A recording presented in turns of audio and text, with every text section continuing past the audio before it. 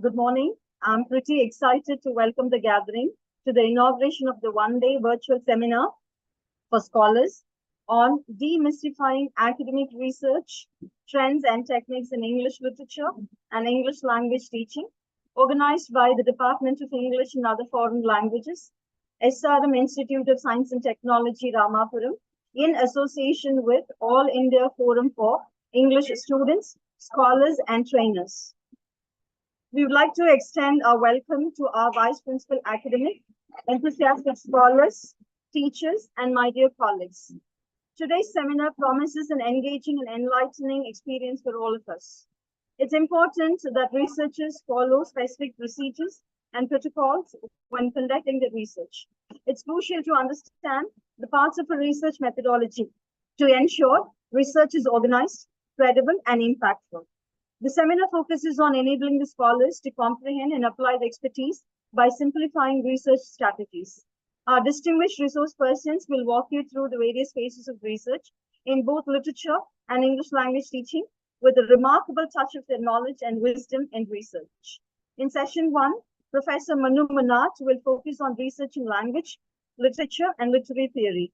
In session 2, Professor Srimati Venkatalakshmi will focus on research writing and publishing in English language teaching.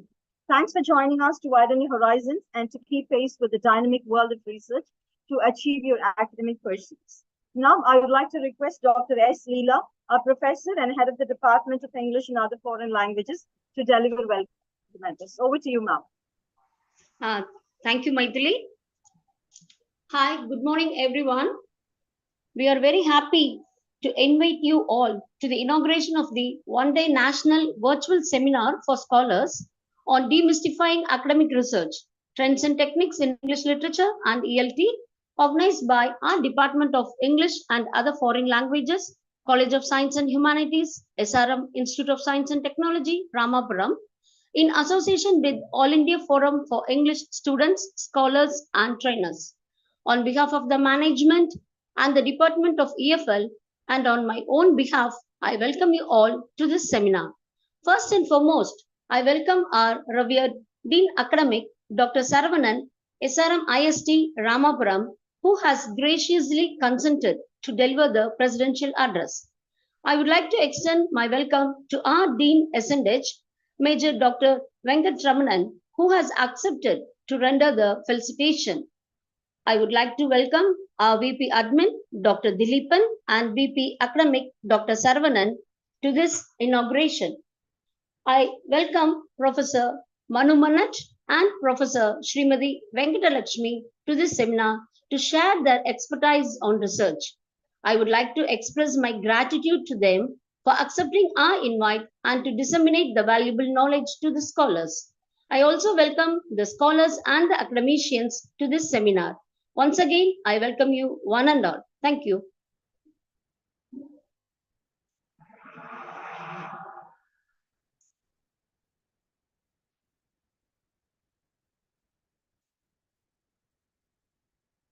Thank you, ma'am. May I now request our VP Academic, Dr. V. Saravanan, to deliver the presidential address. Sir, please. Yeah. Very good morning to all of you. I'm really happy to felicitate in this one-day national seminar organized by the Department of English and Other Foreign Languages. And also, I'm really happy to note that there are many such kind of similar programs are being organized by the EFL. If you see, for the past one semester, I've noticed there are many faculty development programs, workshops, and seminars being organized by the EFL. Particularly, when we are talking about the English literature and English language teaching, the English language teaching is one of the crucial aspect. I'm sure that there are many scholars and the researchers and the teachers who are participating in this seminar. So when I'm talking about the challenges in the English language teaching, so the way we teach English in India is quite different from the way we teach English in other countries. And the countries like Middle East, in Middle East, they are spending billions of dollars just to train their students on the English language. it is really, a challenge for them. And most of the, Middle East countries, they depend the other, countries like European countries or Australia or New Zealand. And of course, indeed, they are sending their students 1 year fully to get the, training on English. But we don't do that much in India, whereas the main reason is because, we have taken English, or most of us, we are into the English from the LKG. But when the things are grooming up, and when you're talking about globalization, and I'm sure that there are many researchers even in abroad, or some of you may be living abroad. I'm sure that you need to talk more about the way that you are going to deal with the students, particularly the pedagogy that what you are going to use. So that is number one. And of course, there are many institutions in Europe. They started talking about effectively using the artificial intelligence in the English language teaching, or we are using the Grammarly software nowadays that is fully, it is the AI based software, right? If you just get inside, the online platform, there are many AI based tools that is available for English language teaching. So I'm sure that this kind of forums, will serve as avenue for all of you to listen from the experts, right, about the various innovations that is taking place, particularly in the English language teaching. I would like to thank the Department of EFL, the HOD, and the entire team for organizing this kind of wonderful sessions. And I also thank all the participants who have accepted our invitation and being here today with us. Thank you.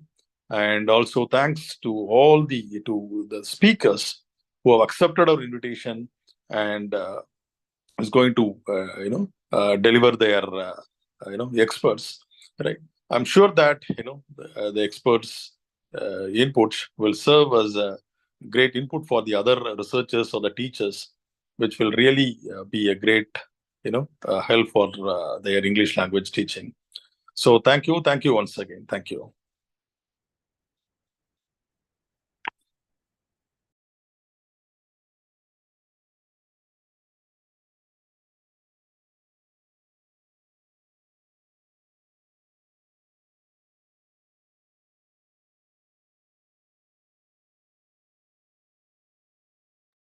Thank you, sir. May I now request Dr. T. Sridevi, Assistant Professor, Department of English and Other Foreign Languages, to read out the concept note of the seminar. Over to you, Shri.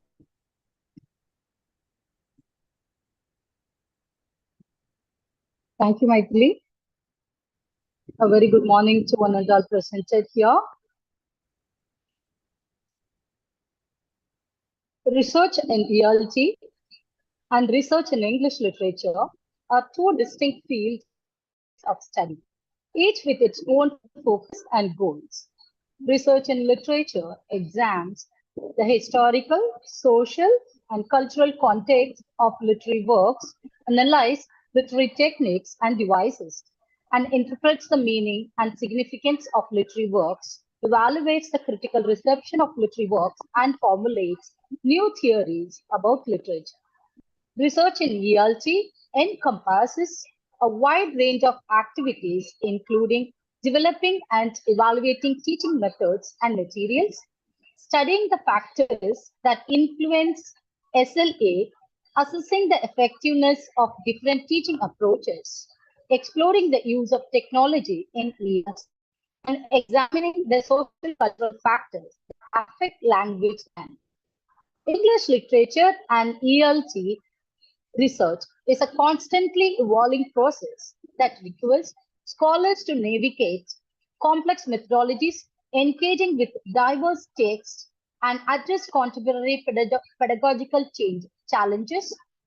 This seminar is intended to provide research scholars with the skills and knowledge necessary to excel in these fields. It is designed to provide a comprehensive understanding of the research process in English literature and ELT. Professors Manu Mannath and Dr. Srimati Venkadalakshmi, both leading experts in their fields, will guide scholars through the complexities of research to enhance their research capabilities. This can lead to new collaborations, new ways of thinking about language and literature. This seminar also provides scholars with the opportunity to enhance their research skill, stay up to date on the most recent research, and network with other scholars. It can also provide a valuable forum for sharing ideas and learning from others. The aim of this seminar is to provide research scholars with deeper understanding of the English literature and English language teaching, research methodologies, tools, and approaches, to encourage scholars to explore interdisciplinary connections and innovative research areas within the domain of literature and language teaching, and to enhance the significance of presenting research findings and engaging in scholarly discourses through presentations and publications. It aims to provide a platform for research scholars to learn the nuances of research writing, publishing, thereby empowering them to become capable researchers. Faculty of Science and Humanities, SRMIST Ramapuram, feels proud to host such a wonderful event for the betterment to create better researchers. Thank you, one and all. Thank you for the opportunity.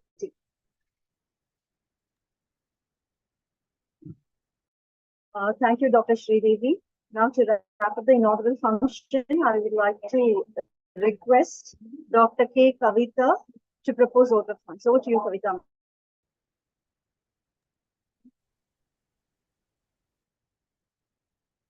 Gratitude is not in the words, but in the hearts which express it. Good morning, everyone.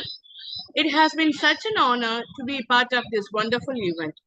On behalf of the Faculty of Science and Humanities, SRMIST and AIFEST, I would like to extend my heartfelt gratitude to you all.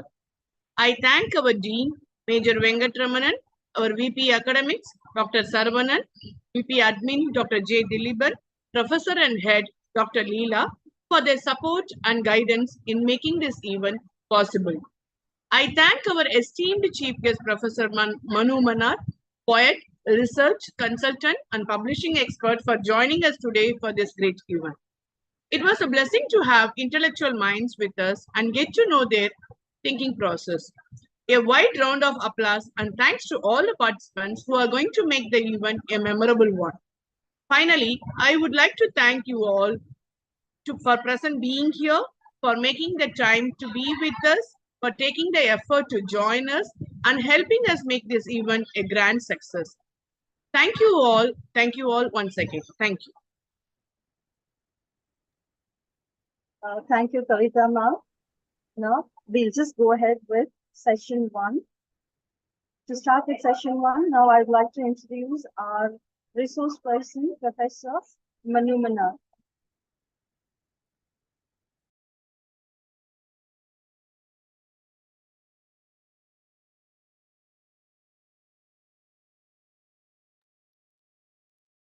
And for session 2, we have Dr. Srimati Venkatalakshmi ma'am to walk us through the various strategies and the expertise that the scholars need to complete their academic pursuits.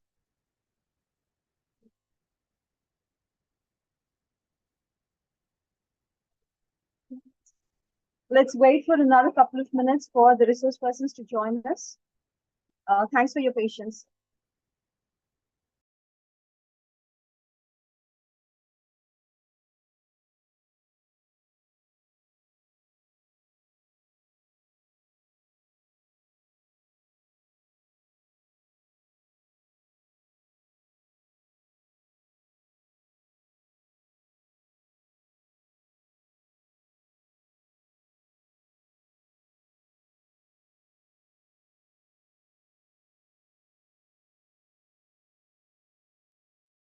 Good morning once again. Good morning, Manu sir.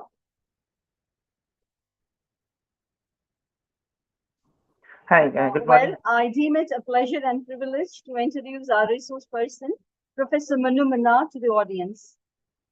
Professor Manu is a multifaceted personality with colorful dimensions to his character and passion for knowledge.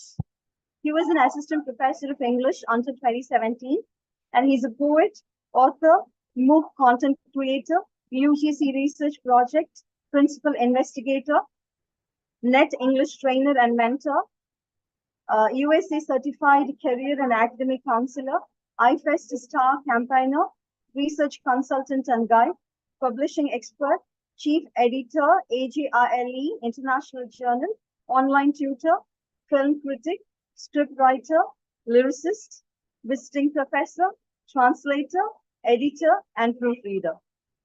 His publication profile includes 9 books, 83 international research publications, 107 academic papers, and 29 edited volumes with reputed publishers. As a publishing expert, he works with Routledge, HarperCollins, Harvard University Press, Penguin, Smashwords, and Scribes. He performs editorial duties for various international journals and is on the syllabus revision and approval committees of many universities. During his stint as an assistant professor of English, he had done UGC-funded research projects and the SWAYAM MOOC course on Romantic literature. In 2017, he concluded a UGC-funded research project on Sachin Tendulkar as an aesthetic experience, exploring the convergence of aesthetics and sports. He is interested in translations of English, Chinese, Indian, and Sanskrit literature. The Chinese poetry conglomerate named him Comrade to Poetry China in 2016 for his role in promoting Chinese poetry in the West. A visiting faculty at various universities and a quintessential Bohemian vagabond as he loves to describe himself, he conducts poetry readings, workshops, and lectures. He has won the most prestigious, most read and recommended researchers award during the years 2018, 2019, and 2020, with close to 10,000 recommendations garnered through his career.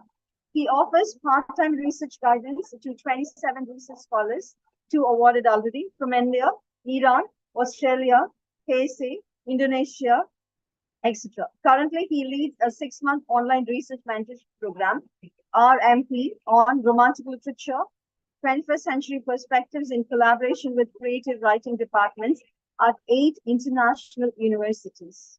We're quite humbled by your presence, sir. Can't wait to listen to you. And I take great pleasure in welcoming you again to this forum. And I would like to hand over the session to you, sir. Over to you, sir. Thank you, Maithili ma'am. Hope I am audible, visible, all good? Am I audible?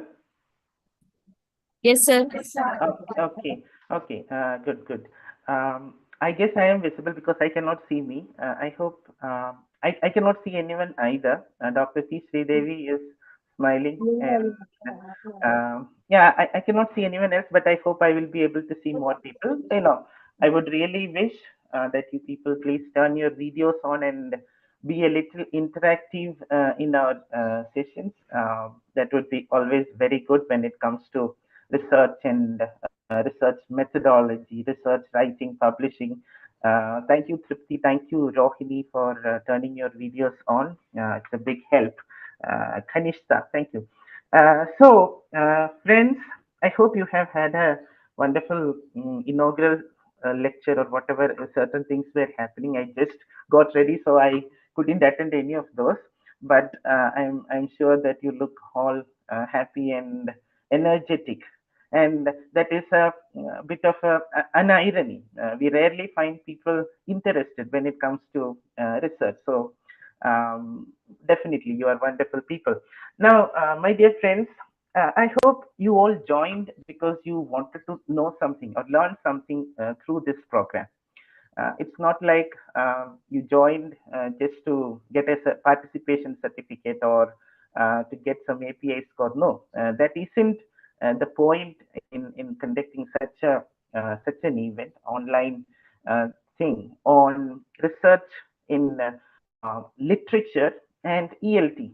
And I hope you understand the whole idea of today's session as well. The morning session, a person will come who doesn't know anything about ELT, and he will try to say something about literature, language, and literary theory. And whenever somebody asks me a question regarding anything I don't know, I will just say, see, we have a respected ma'am talking to you in the afternoon session. So she will answer all your questions. And I hope she wouldn't do the same and say that, okay, so we have discussed all of this in the morning session. I hope that wouldn't happen. So my dear friends, the idea is this. Morning session up to 12:30, we will discuss research as it pertains to language, literature, and literary theory. And the afternoon session would be largely dedicated to research in English language teaching. If I may make a very broad categorization, I could even say that the morning session would have more to do with qualitative research, and the afternoon session will have a lot to do with quantitative research. And I don't know the division of participants. We have 95 odd participants, I guess. Some of you are into literature, some of you are into theory, and some of you are into linguistics, and definitely there will be a lot of people into English language learning and teaching and pedagogy related topics. So before I say something, concrete, I would, if the chats are enabled, I would really like to know from the participants what you expect from this morning session. The point is, that it could be that most of you are well versed with research in the sense you are doing your research. You are probably in a phase where you are going to submit your research, or maybe you are at another stage of your research journey where you are thinking about a topic. So I would really love to know what you would expect from a session of this sort, so that if possible, if I know, I will be able to cater to your interest without adhering to any prepared text or any prepared notes, materials, nothing like that. If I can, so I would really wish if you could all put your thoughts in the chat box. Just what you would want to know in the morning session. Of course, the afternoon session is ELT. I don't know anything, so don't ask me anything about ELT. But definitely go ahead with your questions pertaining to research in language teaching. I mean, research in language, literature, and literary theory. Not like very minute topics, minute things, but even minute things are fine. There is nothing like a right question. All questions are right. As long as I am able to answer, I will say it's a good question. And if I am unable to answer, I will say that's a terrible question. So that is the basic understanding. So I cannot see anything in the chat box. Is somebody saying something? Working on psychometric research, and my data is qualitative. I want to know analysis techniques for qualitative data. I guess it is quantitative data. Am I right or wrong? Psychometric research data is qualitative. Yeah, let us see. Then, what are you looking forward to? Kind proper method of collecting secondary sources. A fair point. Okay. Okay. Then, qualitative data. I mean, by data, do you mean how to collect data, or is it about qualitative research? And how to do this is to learn something new that adds to the final touch of the research work in ELT. Definitely that will happen in the afternoon session. Final touches will be provided in the ELT session. Anything else, about research writing or publishing, or literary theory, criticism, what is the role of theory, what is this connection between language, literature, and theory when it comes to research? Is there something like language research, literary research? How many of us have been told about literary research? Oh, please give me a few more things. Doing research in ELT, but those things will be focused in the afternoon session. Please listen. ELT in the afternoon. Research in literature. The biggest challenge that I am facing is after the selection of topic, how to elaborate the idea academically. Definitely got it. So yeah, a few more. Good morning. Definitely, Prangya, good morning.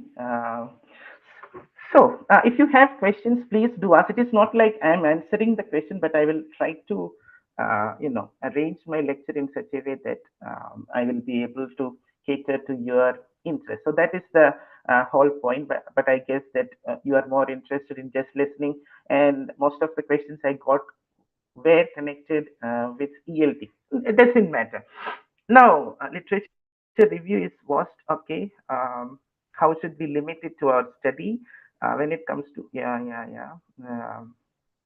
sampling? Okay, that is again ELT questions in the afternoon. I'm going to submit my thesis in this December. All the best.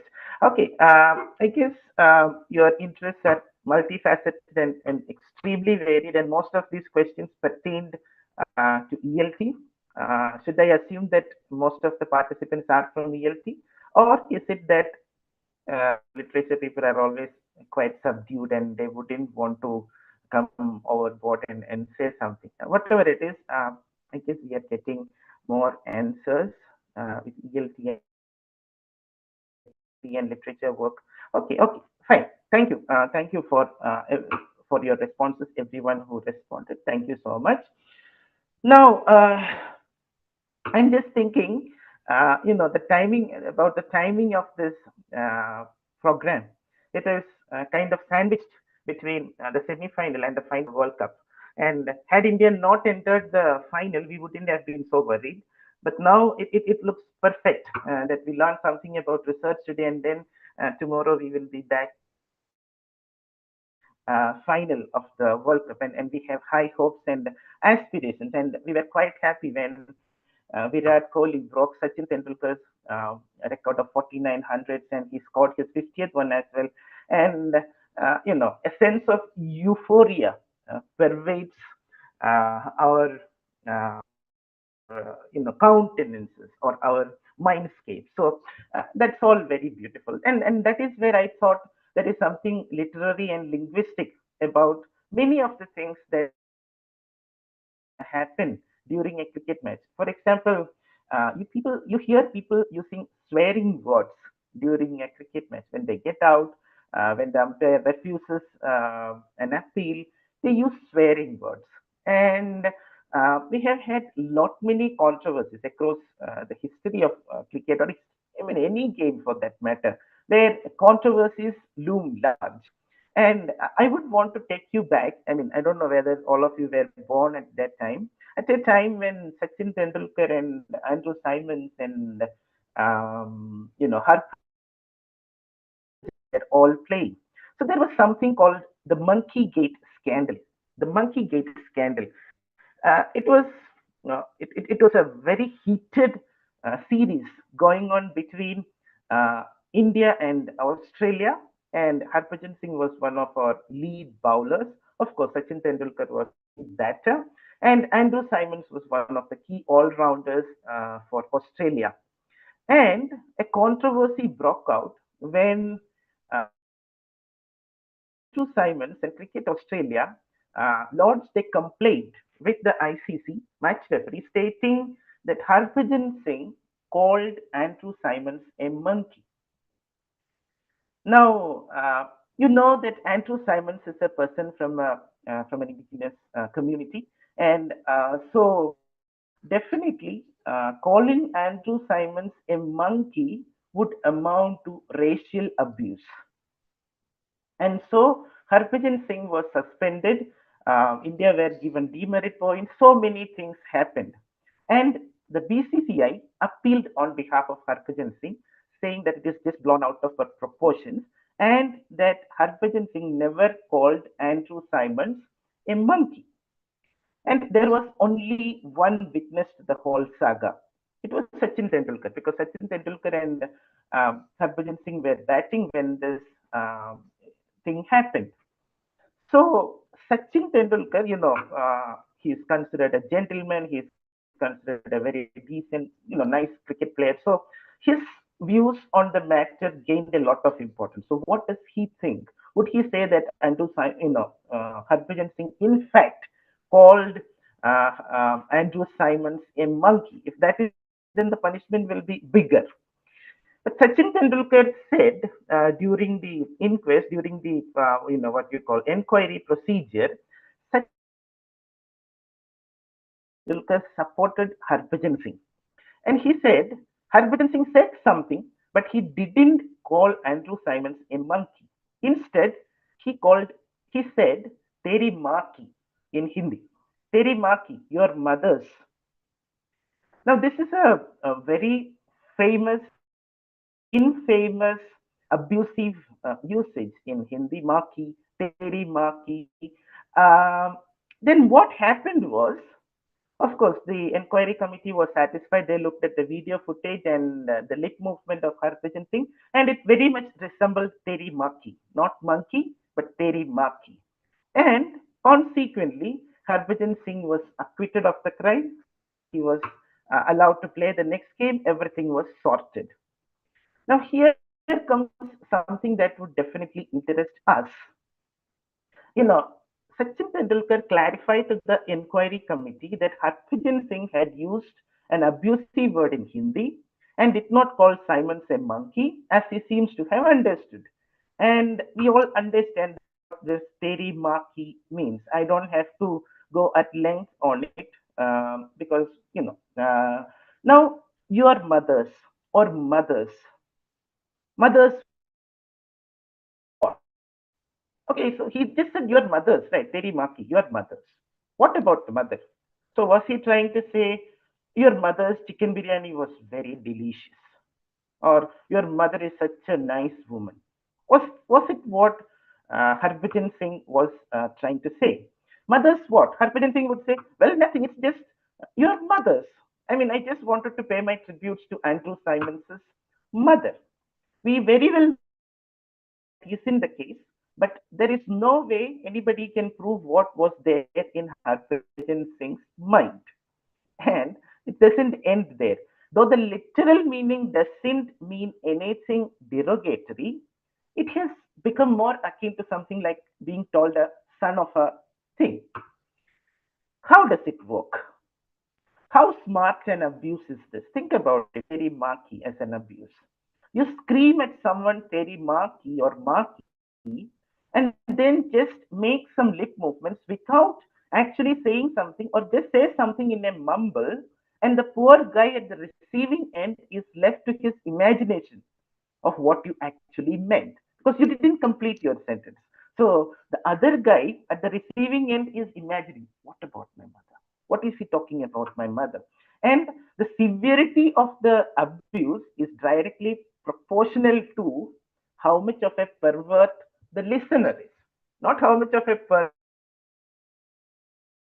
I am, but how much of a pervert the listener is. Because if he's a pervert, his imagination will run wild and think so many bad words, put so many bad words to fill that sentence. And you will always ask, see, I was just saying, Teri maa ki yaad aa gayi thi. I was just reminded of your mother. Or Teri maa ki banai hui chicken biryani bahut badhiya thi. The chicken biryani your mother made was delicious. On the facial expression that you use while delivering this innovative abuse and how much you know the other person. You can also ask him in a very innocent manner as to how did he feel the sentence. So if he takes it as an abuse, then tell me, actually, I was saying that your mother is a very nice person, but what did you think? So what he says is going to put his own mother into more disrepute. Just imagine how much of a turn can take when you use an abusive word like that. And saying Maki is even more safe. You can always say that you were referring to your own mom and you meant Maki Avas, Maki Yad, Maki Mamta, etc. etc. You can go on. And did somebody tell the Australians that being called Maki is worse than being a monkey?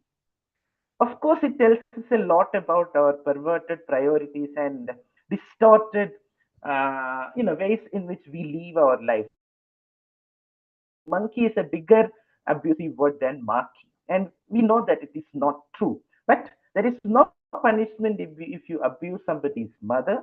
But if you abuse somebody, calling him a monkey, especially if he belongs to a certain community, then that will invite a lot of punishment.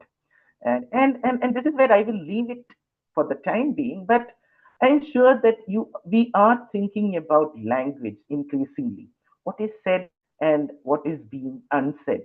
And if heard melodies are abusive, unheard melodies will be terribly abusive. And this is where I think most of the research in language, literature, and literary theory takes its roots. Or most of literary theory research depends on the ability or the problem with language to mean multiple things, to imply multiple things, to make you imagine things that was never intended to by the speaker, or make you never imagine things that were intended by the speaker. And that is where this question comes: what is the relationship between art or language, literature, expression? Once everybody believed, or that art is expression. However, and he says, no, no, no, all art is not expression. That is wrong. He says, I would say all expression is art. That's good. What does he say? All expression is art. So whatever you say, whatever you express, it verbal, it could be non-verbal, it could have something to do with gestures, body language, whatever it is. He says all expression is art. And if narrow it down only to language and literature and use of words and sentences, it could mean that every sentence has some artistic element in it, and that anybody who thinks or anybody who says something is a kind of an artist. Now, how many of us believe we are artists? We are, whatever we say is art. We think, and we have been told umpteen times by our friends that we are terrible bots. So how can we agree to this statement that all expression is art?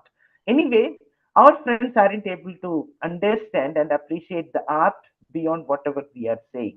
At least that much we can conclude. Now, Otto Jespersen, in his book, The Philosophy of Grammar, develops this idea a little further, and he says that every sentence, every utterance consists of three things: one, expression; two, suppression; and three, impression. Expression, suppression, and impression. And he connects them, saying suggestion is impression through suppression. Suggestion is impression through suppression. Those who are working on literary theory, those who are working on textual analysis, nuthetic readings, formalist readings, structuralist, post-structuralist, deconstructionist readings, tell me, is there anything that you aren't, is there anything you do that isn't connected with this particular idea that suggestion is impression through suppression? We are trying to look at what is suggested. It needn't be implied by the author, but we are looking at it. And why should there be suppression in ordinary sentences? The way I'm just asking you, am I audible and visible? And is there anything suppressed in that? I just asked at the beginning of today's lecture, and this is something we ask often: am I audible and visible? Did I suppress anything? Well, if you look at it further, you can find so many things. Am I audible and visible? Definitely, you know that I know something about Zoom meetings and the problems, the tech glitches that are there, and so I wanted to make sure it doesn't happen. You could even assume that earlier I had given some lectures, there were problems, and so that was why I asked such a question. That would in turn lead you to believe that, okay, this person is not giving his first lecture ever in his life. He looks like a numbskull. Maybe he has something sensible to say as well. And he will also say that he knows English because he says that in English, not in Tamil. So, you understand so many things about me from that simple utterance: am I audible and visible? Now, why should there be this suppression in ordinary sentences? And this is where this question of hiding comes. Why do we hide something? You know, everyone who has played with a child would know one way to make a child break into a peal of laughter would be to hide your face. You hide your face with your hand and you move it sideways, and the child would starts laughing. You know, the child would say, "How are you? I could see you. I could find you. You are hiding. Uncle is missing. Auntie has vanished." All these things. In other words, when we say something, we have to attract the interest and the curiosity and the attention of the listener. If the listener is not interested, we will not be able to impress him or her. And to evoke interest in the listener, what we should do, we must hide something. We must suppress something. If we express everything, it will boring going through any of those legal processes. And I would say that the greatness of great writers lies in their ability to suppress things as well. Not always about expressing things, but mostly or more about suppressing things. And when somebody tries to express everything, what will happen? They will become real bores because they are explaining everything. So when I said this, I didn't mean that. I didn't mean that. You know, when you go through legal documents, you find those sort of sentences. So from this, it can be assumed it cannot be done. It should not be understood. Lot of clarifications and classifications, and it becomes utterly, interminably boring. And that is why we say the meaning of a sentence is not sum total of the meaning of its constituent words. This extra something is always suppressed and can only be suggested. And I would say this extra something is what we call lost in translation or lost in paraphrasing. If you translate a poem from one language to another, those who have undertaken such tasks would readily agree with me that you are able to even capture 50% of what is being said. Though you are a master of language, though you have good proficiency over both languages, you cannot bring all the dimensions and intricacies of meaning in a language to another language. Same with paraphrasing. We see our students resorting to, edited guides. Say, for example, while reading Hamlet, definitely students need some help because we are not native speakers of English, and we will need some help understanding those lengthy soliloquies that Hamlet would make. But then, when somebody paraphrases something like to be or not to be, that is the question, it would look utterly simple, utterly terrible, and utterly un-Shakespeare like. Isn't it so? So, lot is lost in translation and paraphrasing. And that is what I would call the element of suppression, the element of what is subtly suggested. And the branch of learning that looks at these kind of things we can call aesthetics. Is you can call it linguistics. Now they would observe that a word cannot always fully express the true nature of an object. No, a word cannot fully express what it is trying to say. In other words, an object, when I say this is a mouse, the word mouse is not able to fully capture what this object is. This word mouse is just an indicator. It has limited powers. In some other way, if you look at it, you could even say it has more powers because when I say it is a mouse, and if somebody doesn't have the turned on, they might be thinking, "Oh my God, this person has brought a mouse to the class, and what is he going to do? Is it a zoology class? Is he going to cut the mouse? Then I am going to tell many that there is something very inappropriate happening in this lecture." That is also a possibility. But then the point is, the word has a limited potential, it has a limited power, and what is intended is usually more powerful than the word itself. Yet, the word with its limited power tries to signify a perceived reality. I want you to listen to this a little carefully, because this is where we branch out to language, literature, and literary theory, I would think. So, words with their limited power try to signify a perceived reality, and it checks it through the speaker's intention. Or, you know, if you know why the speaker is saying something, if you know the intention of the speaker, you will be able to better appreciate the word or the group of words that the speaker is uttering. So these thinkers, these theoreticians,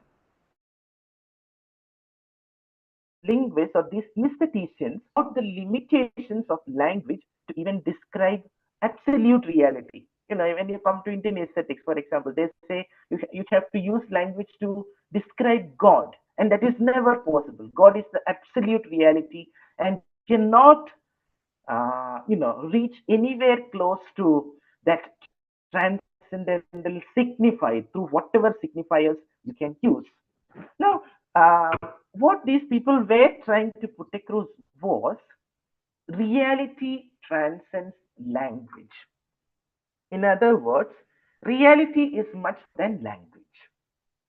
Okay, reality is much more than language. This is what we assume. This is what these people told us. Further, whatever picture it presents is not always reality. Words often misrepresent or distort the facts of our external daily lives.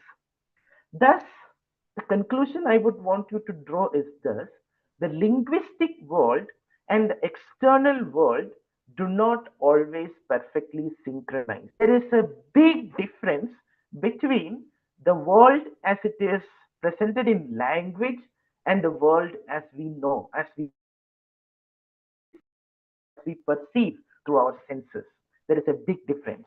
And yet, though the language we use is rather imperfect and is limited to give us a complete picture of the reality, sadly, it is our only window to the world.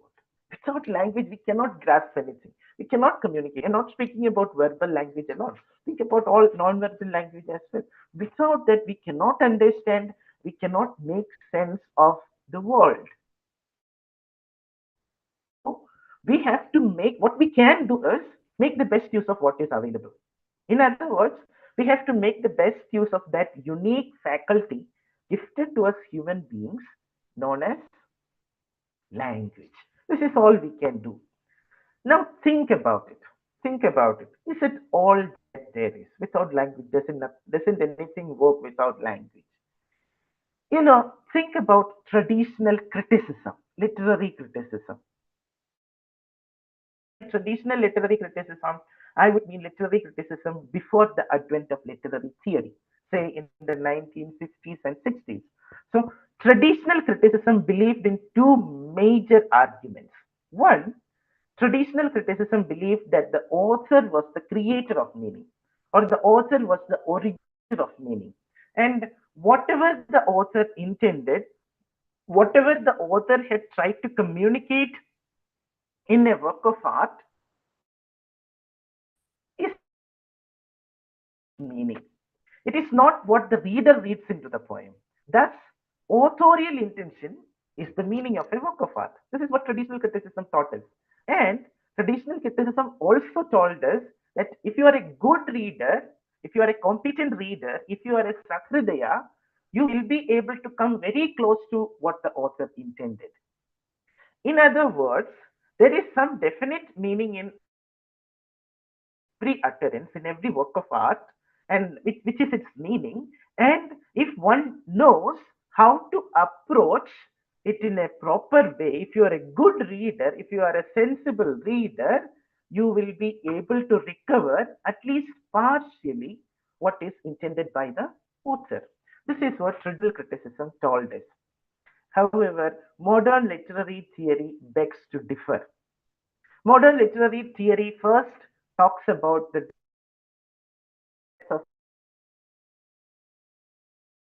author. 1967, announced the death of the author. We usually think when we are told about the death of the author, we are reminded immediately of Roland Barthes and his essay, The Death of the Author. But there is more to it. If you think a little backwards, and if you look at the period of new criticism, as early as 1945, two new critics, Munro C. Beardsley and Wimsatt and Beardsley. I cannot recall William K. Wimsatt and Munro C. Beardsley, I guess. So these two people wrote the essay, The Intentional Fallacy, and they wrapped it up with another essay known as The Affective Fallacy. And in 1973, Wimsatt alone wrote the essay, Genesis, a Fallacy Revisited. Now, Wimsatt and Beardsley argue that the intention of the author is neither available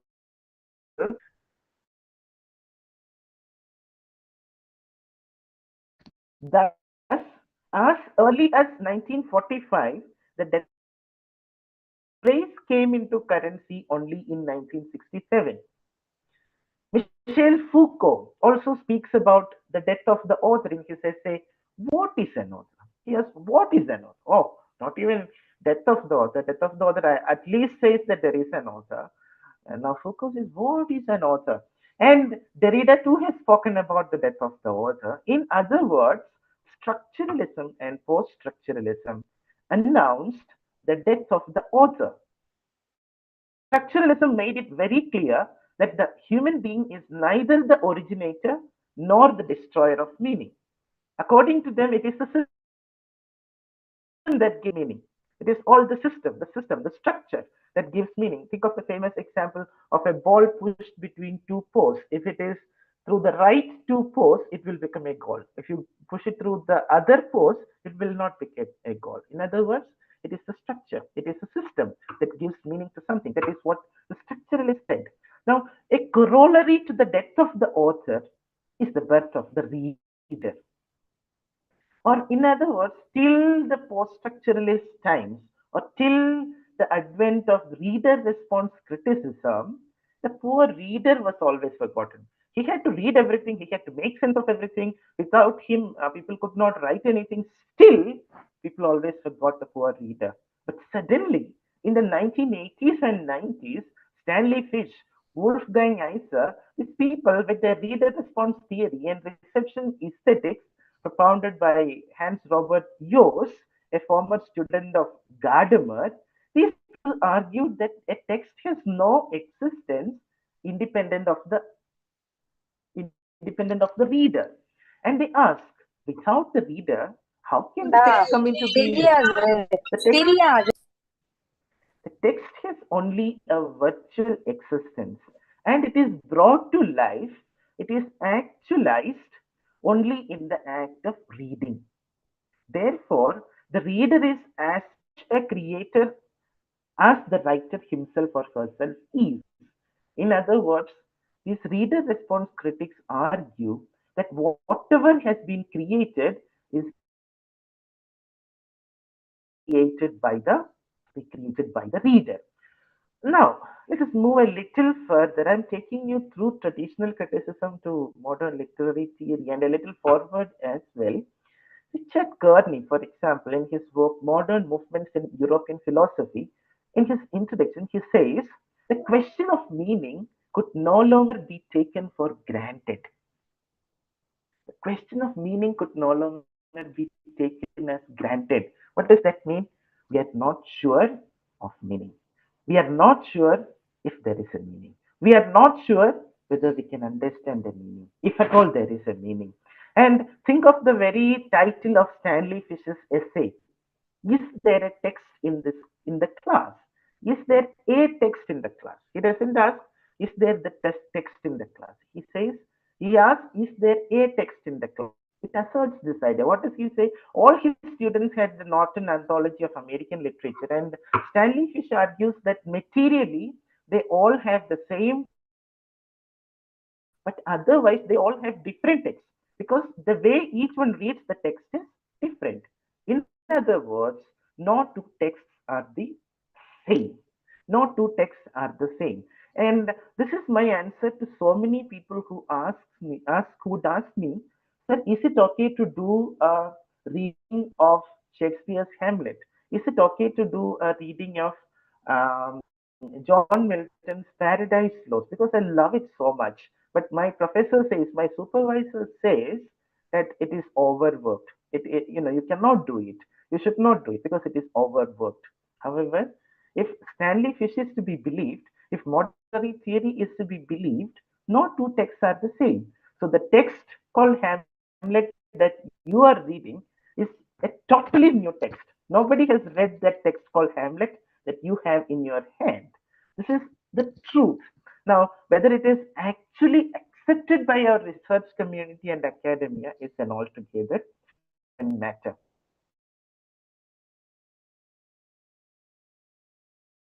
That all literary work had a fixed state possible to recover this meaning. However, theory, after linguistic turn, we believe that, or we are told at least, if we don't believe, we are at least told that there is no stable meaning. Everything is in a state of flux.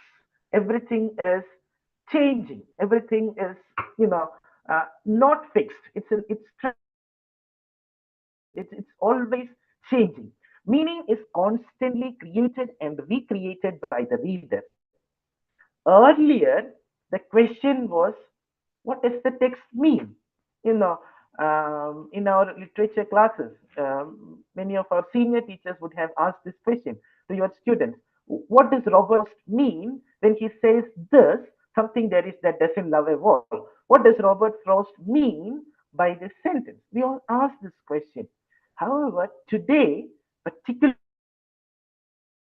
under the influence of hermeneutics, Martin Heidegger and Paul Ricoeur, the question is reframed as, what does the text mean to me in this particular context? Or what does the text mean to Professor Meenakshi Kulkarni in this particular context when listening to a lecture? Which means the text does not have one meaning. The text has multiple meanings depending on the framework which is used. Thus, texts do not have a stable meaning. Let us accept this and let us believe this. I mean, if we don't believe this, of course, it is a theoretical proposition, but we need it to proceed with our research. You wanted me to tell you about how to format a research question or how to create a thesis statement, how to write the literature review, but I'm saying something else. Definitely, I have a reason because these are certain very implicit and you must have known kind of things that we have known or we haven't taken seriously when we do our research, especially in literature and literary theory. We are still under the traditional criticism. I don't say traditional criticism is bad, but the times have changed. We have to move on. Whoever stands still moves backward because this is a fast paced world. The world is moving pretty fast. If you stand still, you will be moving backwards. So that is why it is important for us to move with this. It is not like we are forgetting the traditional values and we are embracing something modern or postmodern. Nothing like that. It's not about values. It is about new ideas. It is about being, flexible with your thinking. In other words, meaning is contingent. It is not something that is fixed forever. In the 1960s and 1970s, there happened what is usually referred to as the linguistic turn. This is the last bit of theory I would state in this lecture, and then we will go into practical stuff, all the things that you asked. So, what happened was the linguistic turn. Ferdinand de Saussure's Cours de Linguistique Generale, a course in general linguistics, was published in 1916, and since then, the linguistic turn came into currency. What is this linguistic turn? traditionally, we believe, or it was believed, that there is something called reality out there in the external world, and that it is represented through the instrument of language. There is somebody called Dr. Sridevi sitting out there, looking as if she is listening to the lecture, but she is actually correcting some answer sheets. But she is here, and so we think. Sorry, so we think that there is something that Dr. Sridevi sitting out there with all the notes and papers behind her. Is that all? Is that all? And you believe that the reality Devi is created to you or conveyed to you by the medium of language. How or in our example, it is my language that has created. This is the modern way of looking at reality itself is or constituted in and through language. In other words, we create reality through the medium of language. There is nothing called reality out there and we convey it through language. No, there is nothing called reality. If at all there is a reality, it is created by us through the medium of language.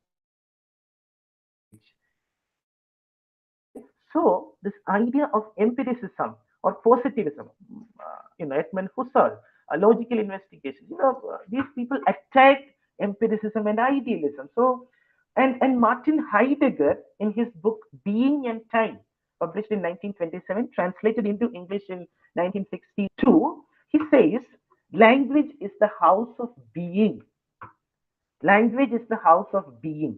So, if I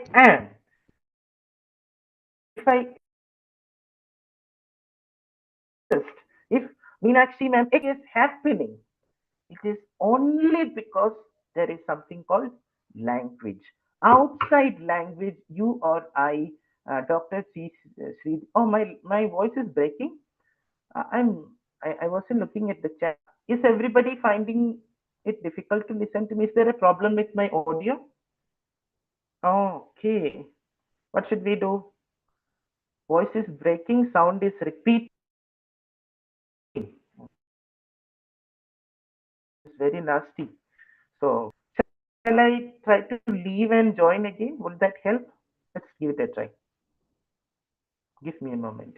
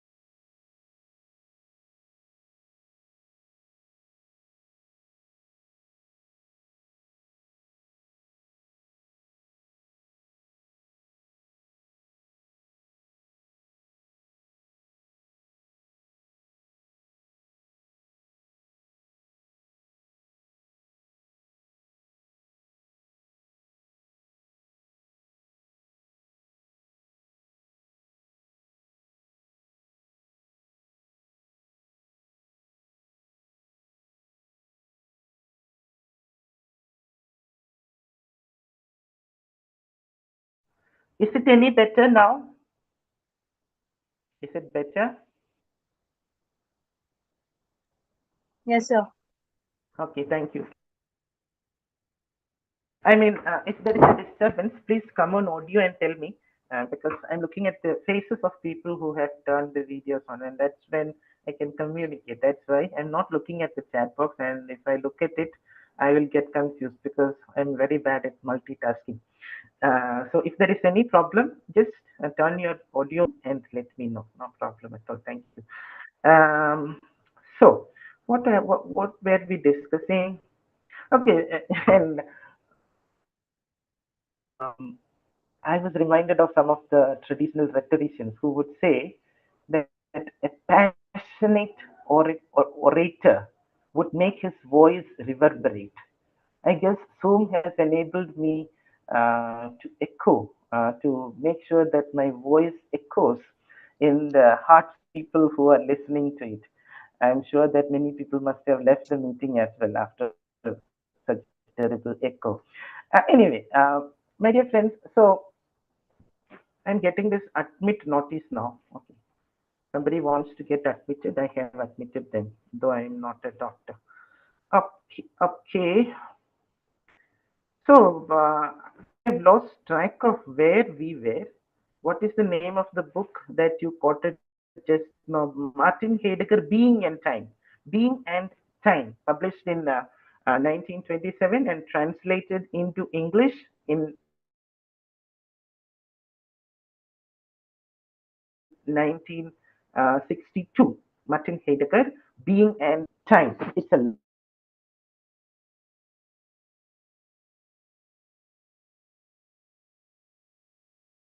it is unbelievably mystical. It feels like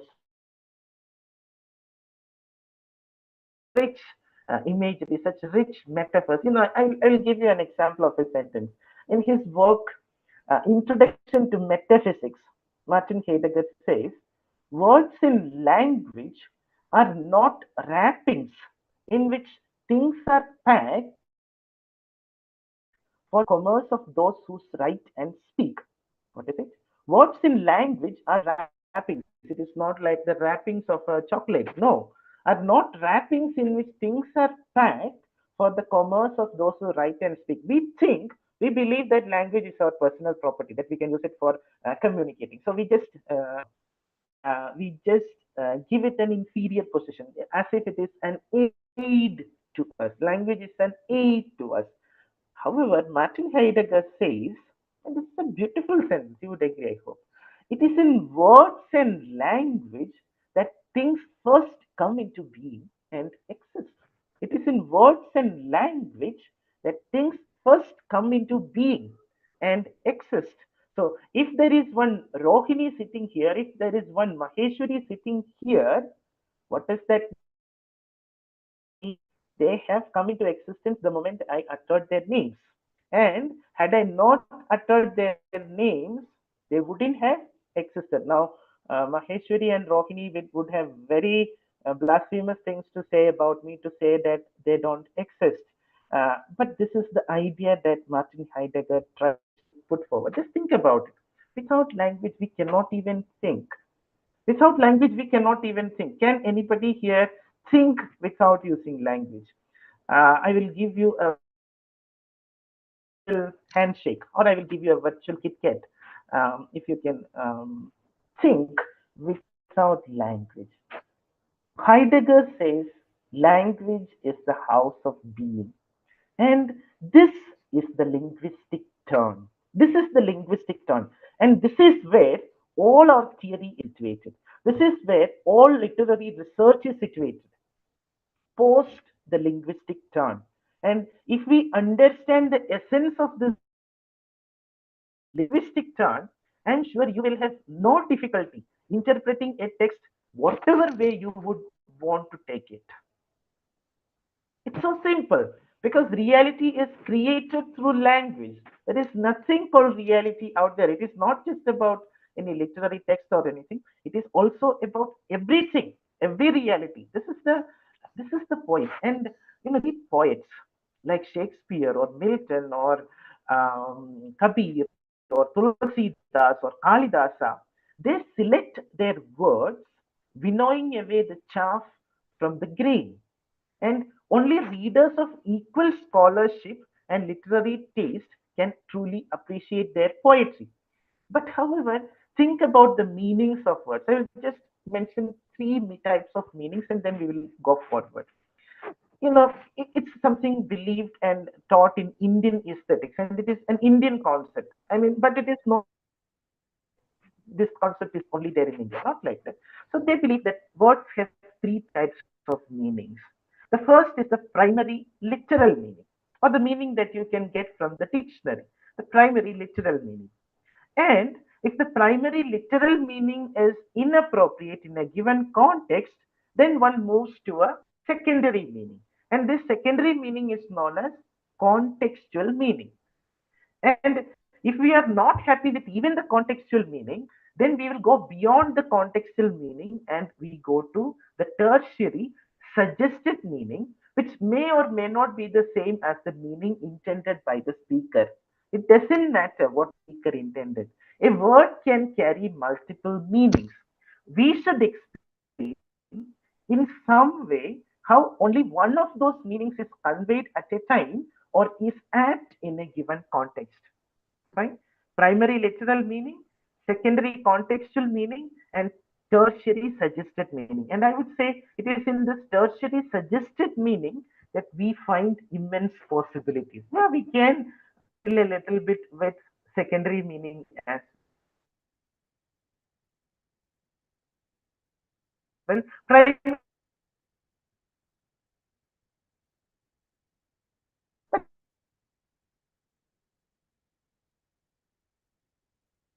Your Yeah, we voice is have certain breaking. things. I'm not going into an example or I meanings and all. But the point I want, even the jokes that we make have a lot of suppression, have a lot of suppression and have a lot of suggestion. Yesterday I was reading a WhatsApp status um, on some one of my friends' status, and it said a 6-year-old kid was laughing at his mother's ID card. She has her. I don't think it is the Aadhaar card, and the child is not looking at the photo. It could be something else. So the child looks at that particular part where it says sex colon F, and the child laughs non-stop. And the mother asks, "What's so funny about my ID card?" And the child says, "I can't believe, Mama, you are so bad in that category that you fail because you are given an F grade." You know, this is the way, think about any job for that matter. I would believe that 99% of jokes originate from this possibility for plurisignation, for multiple meanings, the way people create reality. And within the context of the child, F means failed. F means failed. He's not wrong. The mother is also not wrong. And that is where we have the need to have a pluralistic society where we accommodate and accept multiple interpretations, multiple views. Nothing is wrong. Nothing is wrong. But even today, we see big fights happening in literature groups. Literature groups. Something happens, somebody makes a comment, and then people are so intolerant. People are so, I mean, every one of us at one time or the other, we must have become intolerant. We must have got angry with something. But if we had that breadth of listen, in under somebody has their audio on. Who is it? Um, yeah, that is good. I think the I audio. muted her, sir. No issues. Okay. So the sum total of what I was trying to tell you, of course, I went through many details. In other words, there is infinite possibilities in language that can be and must be and should be researched in and through literature and literary theory. Or we can never extinguish the possibilities for research because we are involved in and with language. And this language is an unbelievably magical tool, my dear friends. It's not for the sake of just telling that this is unbelievable. No, it's absolutely magical. And it is this language that has made us what we are. We have come back in language. It's, it's just that we don't exist outside of language. The problem, in other words, what was a problem becomes a possibility. The problem of multiple meanings, which we had great difficulty understanding when we were younger, becomes the possibility for infinite research in language through literature and through literary theory. And this is the connection I would want to make. And this is where I want you to think slightly differently. I'm not asking you to understand a lot of things, but I'm asking you to have a different perspective to what you are doing. And when I said everyone is an artist, that is also something very true. You have to discover the artist in you. And let me tell you, research is an artistic process. Now, somebody would want to slap me. Sir, research is everything but artistic, right? That is what most people would say. It is unbelievable boredom. It is madness, right? But that is not the case. Seriously, research is wonderful. Yeah, our supervisors and our research advisory committees and these people are making it as terrible as possible. But if we have a world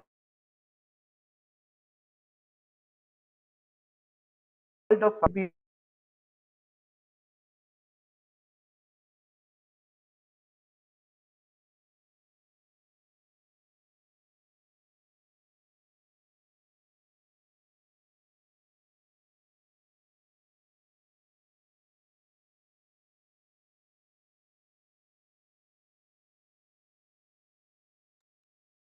Hello, Manu sir. Sir, are you online?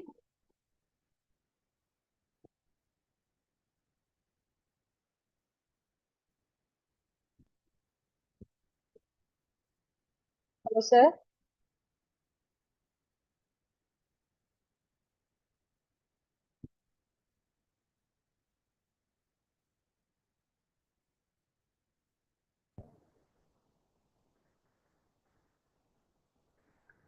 okay, I'm back, right? Okay, Yes, sir. go on.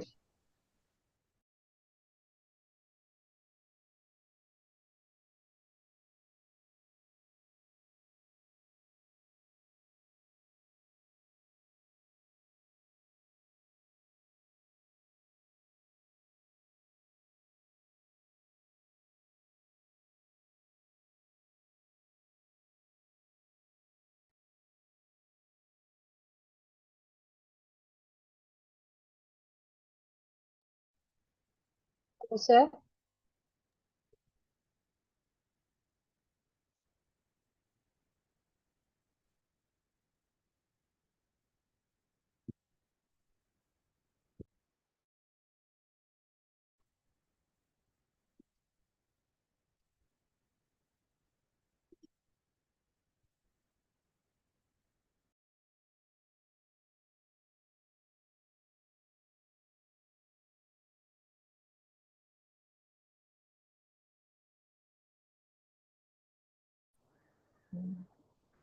I guess it is my network that is giving up.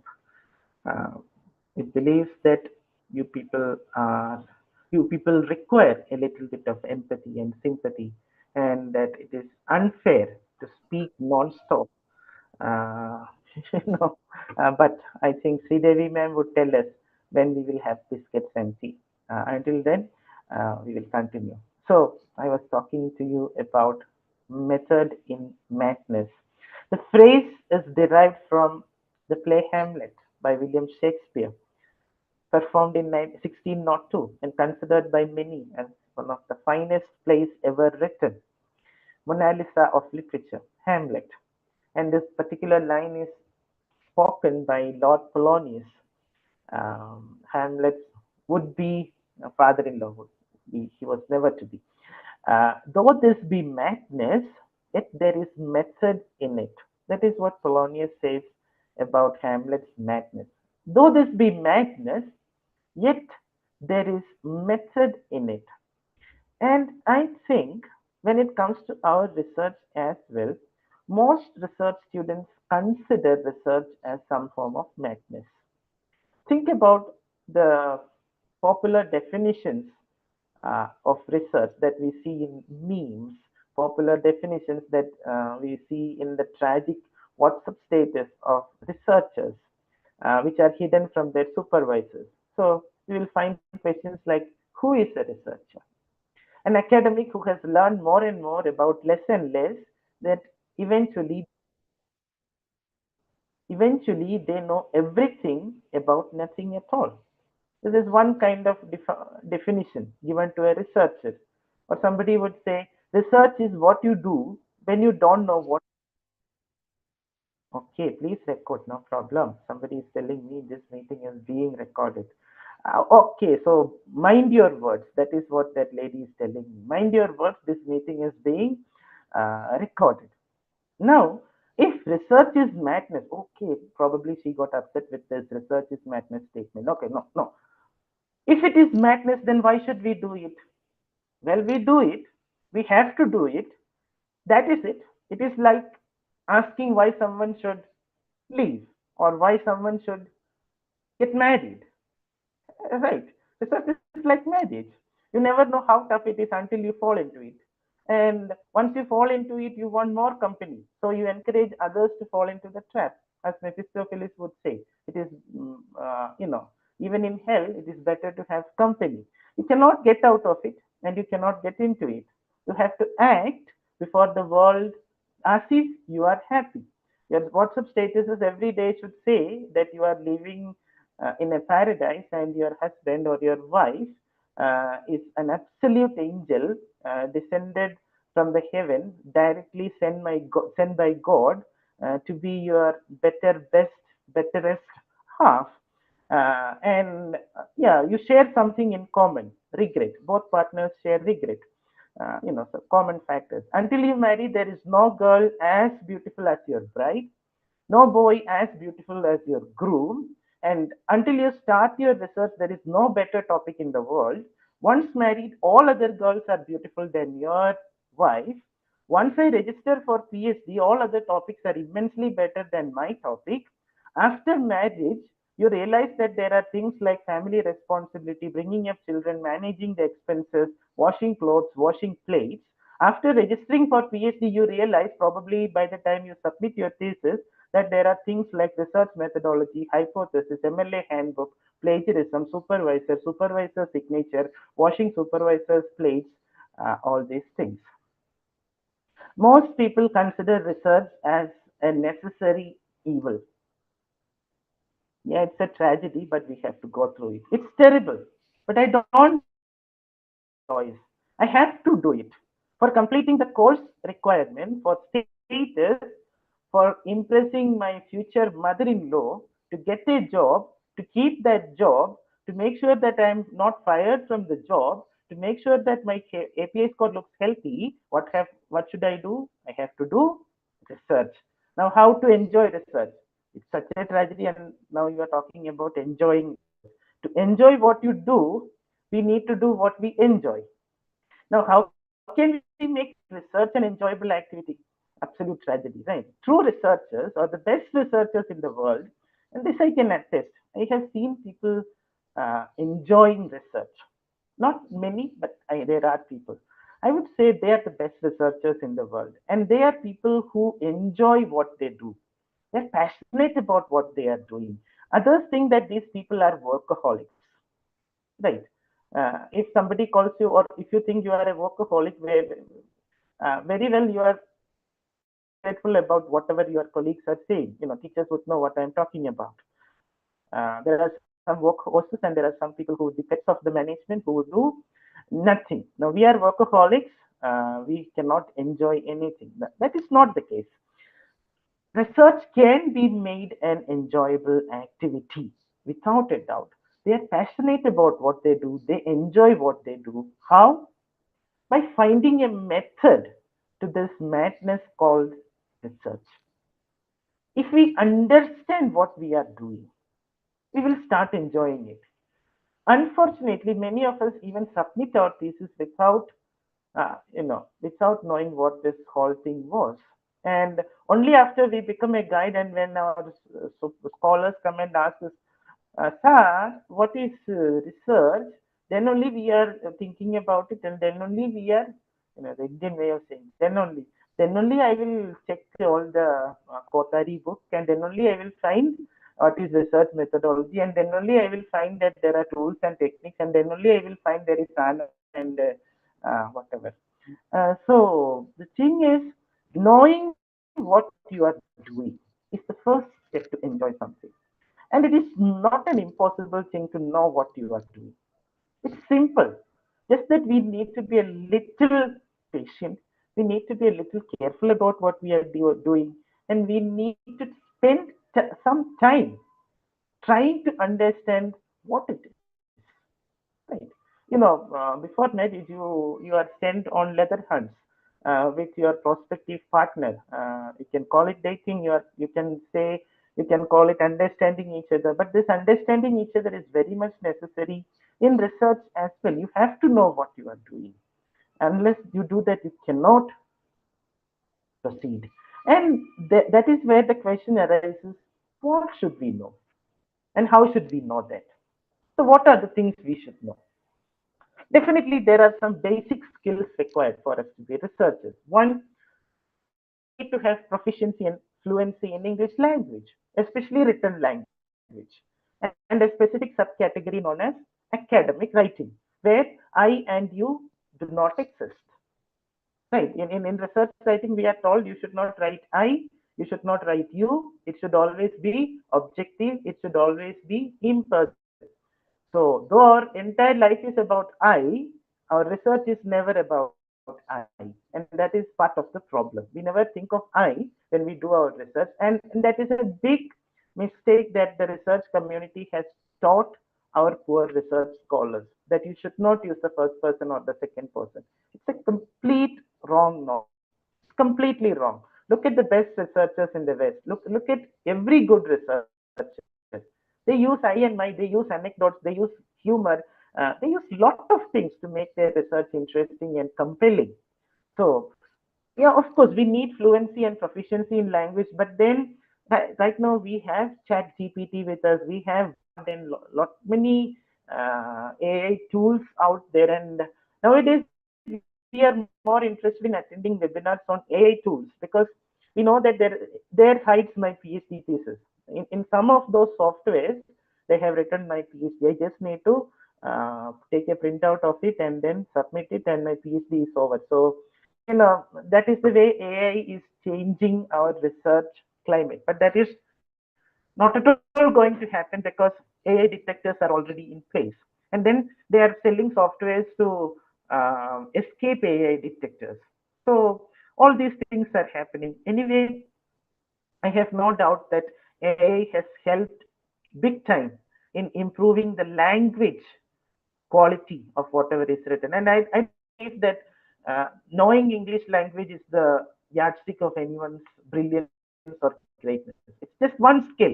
Even if you don't know English language, you are not a bad person or a terrible person or a poor scholar. Absolutely not. Just a language, unfortunately or fortunately, that is the lingua franca, whatever you want to call it. And that is why we are fated, ill-fated, to learn that language. And what do we do as Caliban do? You taught me language, and my profit on it is I know how to curse.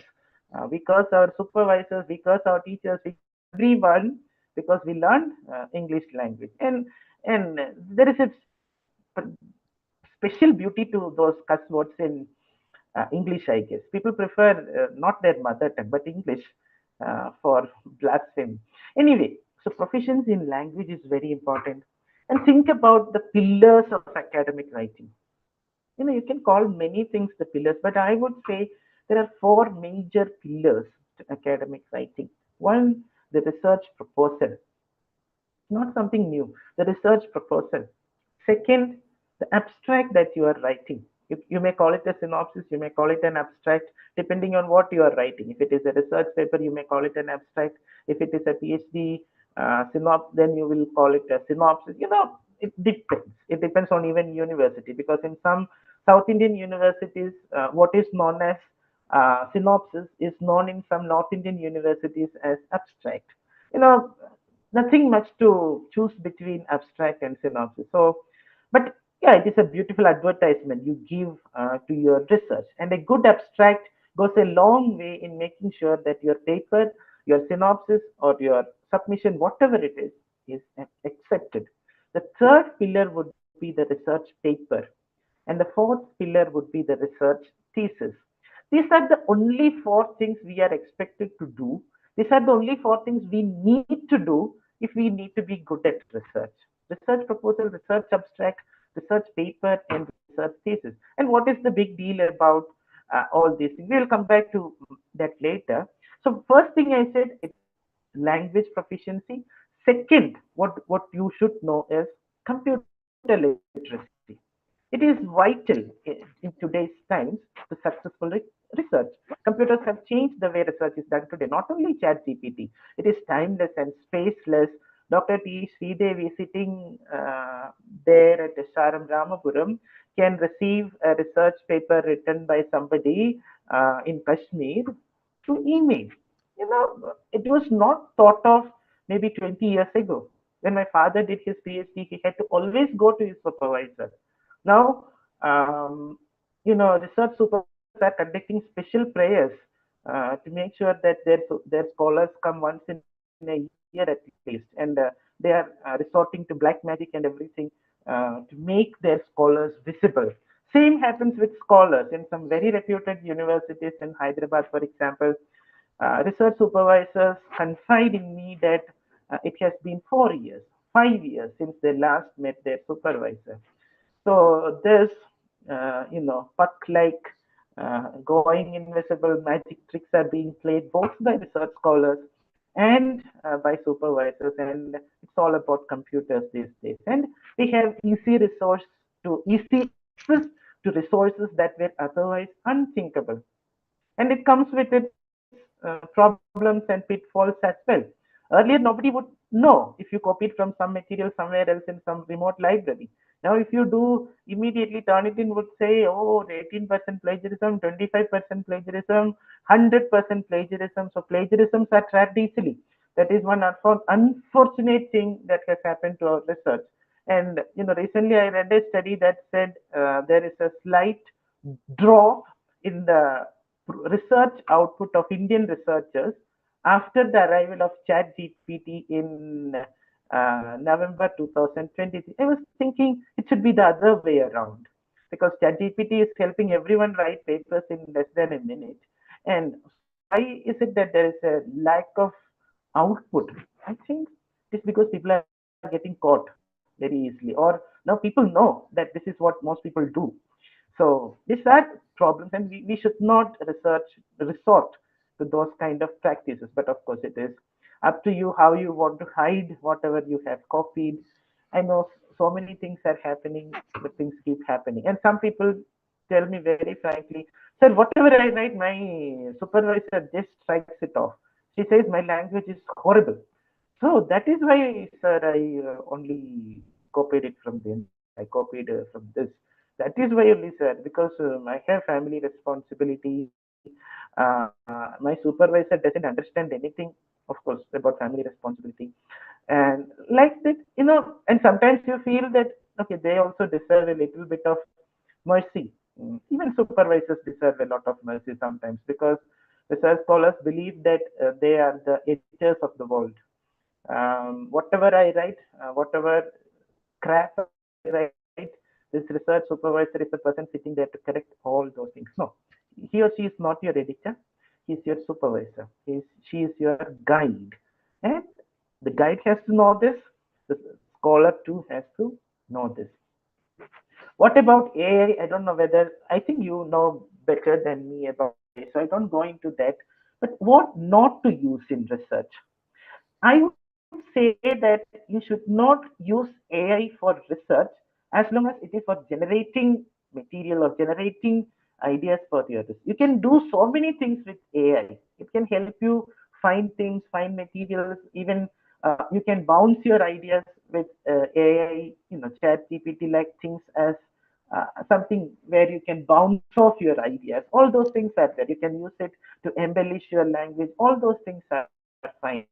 But beyond that point, to make the software do the research for you is unforgivable. And then another software that I find many of the people use, which I wouldn't want to recommend, is Grammarly, especially if you are not sure about your language, because Grammarly can misguide you as easily. And then there is something called Quillbot and some paraphrasing softwares my dear friends, please don't use these softwares because there are softwares already available that can easily identify which all parts of your research have been generated through these softwares. So please don't land or put yourself into a lot of trouble by using these softwares. No, don't do that. And please don't use the many free softwares that you find online, because if you do that, the chances are that your research may get stolen. You are uploading your thesis and you are checking its plagiarism. You are uploading your document in some online website and you grammar. What happens is this paper may get published elsewhere because you are uploading it, and anybody anywhere in the world can download it for purposes. And what we should have, I mean, I'm not. Jabba, can you please mute your audio? I cannot understand the language also. Yes.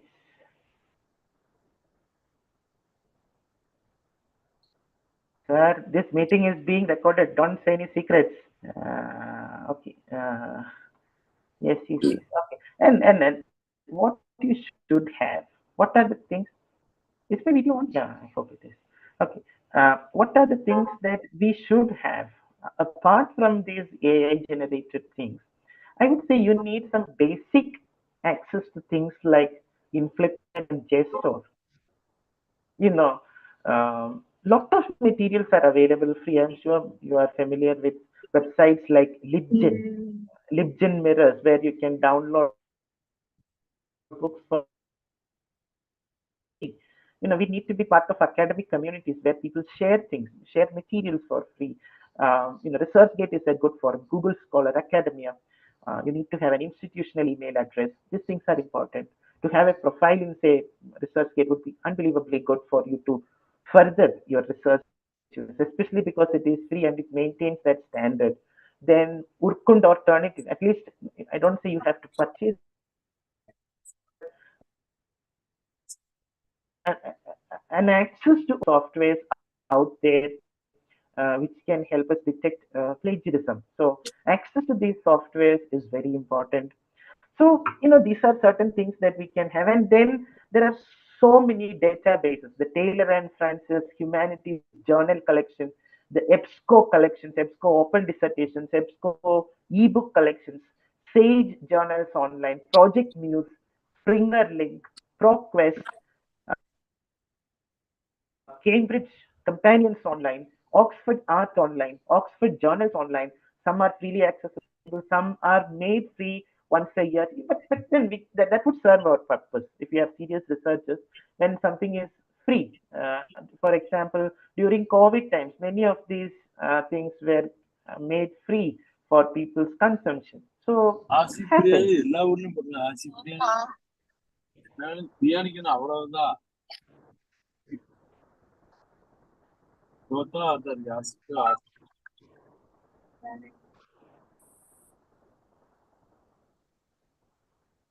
who is that? Dear participants, someone have joined in the name of iPhone. Kindly mute yourself. It's iPhone. That is why. iPhone.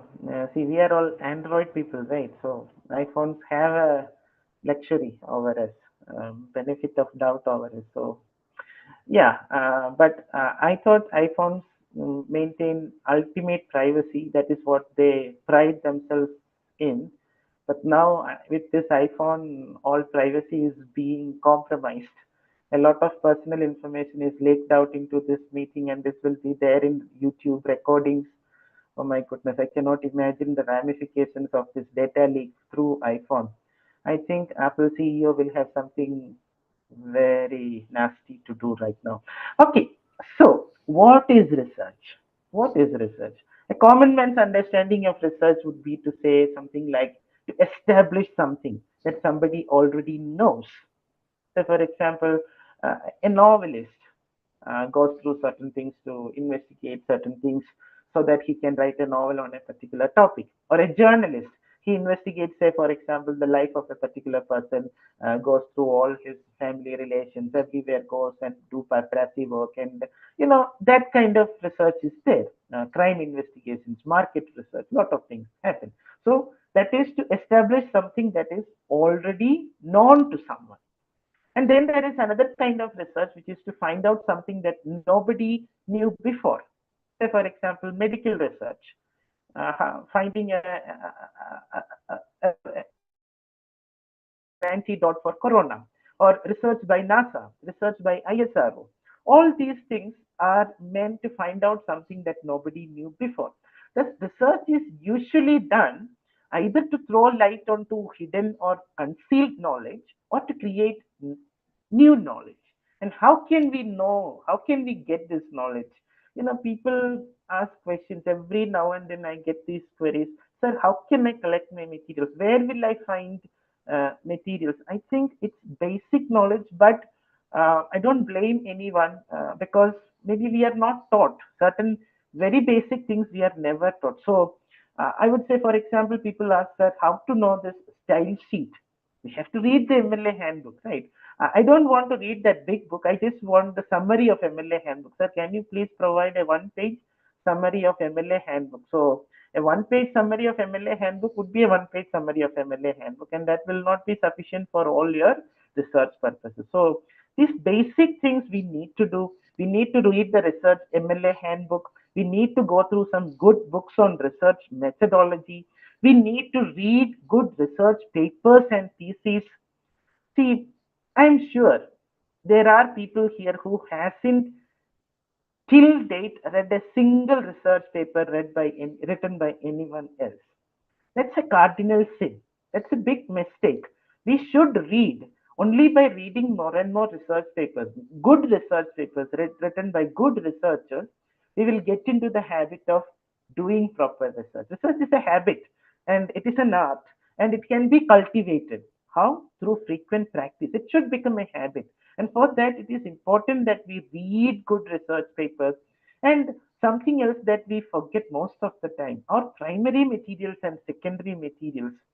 It was Arthur Conan Doyle who, through Sherlock Holmes, said it is a capital mistake to theorize before one has data. Sherlock Holmes probably never knew that we people would be born in this world and we would theorize and complete a PhD thesis without going through any of the primary or secondary data. But that is not good. We have to definitely go through our primary materials. Supervisors would tell you every now and then, but still people resort to summaries. People resort to paraphrases without reading the original text. So that should never happen. We must be thorough with our primary materials, definitely, and also with our secondary materials. We need to use our library, whether it is e-library or physical library. All these things we need to do. We have to use all the resources available, whatever is available, and so many things are available for free these days. So we shouldn't worry about don't think that we have to pay for everything. No, a lot of things are made available through, say, for example, the free software movement. All these things, the academic free free press movement. A lot of things are happening. So we have the materials available, but we need to use them. It is no longer a matter of having less resources. It is always a matter of having surplus resources. We all have lot of materials in our hard drive or in our computer which we have never opened. We are hoarding knowledge. We are not storing anything in our head. We are just hoarding knowledge in our computer, in our email, Gmail, wherever we can. We are just collecting knowledge. It's useless, right? Because we die with all those knowledge in those hard drives, untouched, virgin. So these are certain things. I mean, some people are asking some questions. Definitely, we will have a lot of time to answer questions, because I don't believe theorizing or lecturing is the way to teach research. So definitely we will have a lengthy interactive session. Feel free to ask your questions. Definitely we will do that. And that is where I would want to say that sometimes it is not a great idea to ask fellow researchers or colleagues for help when it comes to research, especially when it comes to giving opinions on your research. Most often, what happens is I don't know anything about research. Shaleen also doesn't know anything about research. Now, Shaleen comes and asks me, can you please help me to do my research? I am doing my PhD on Sherlock Holmes. Now, I am doing my PhD on poetry, and Shaleen is doing her PhD on Sherlock Holmes. Now, my supervisor has told me a lot of things about how to do PhD, lot of things I know. So, I'm very helpful. And I tell Shaleen, everything you do is absolutely wrong. First of all, your text is very big. It's such a big text. Take a poem. That would be so easy. See, my poem is only 14 lines. So, what is the big deal? I can simply read it and understand. But yours is a big book. How will you read all that? And then Shaleen would immediately tell me, no, my supervisor said, don't take poetry at all because you won't have sufficient materials to write a PhD thesis. So I am also in confusion. Oh, maybe my supervisor doesn't know that point.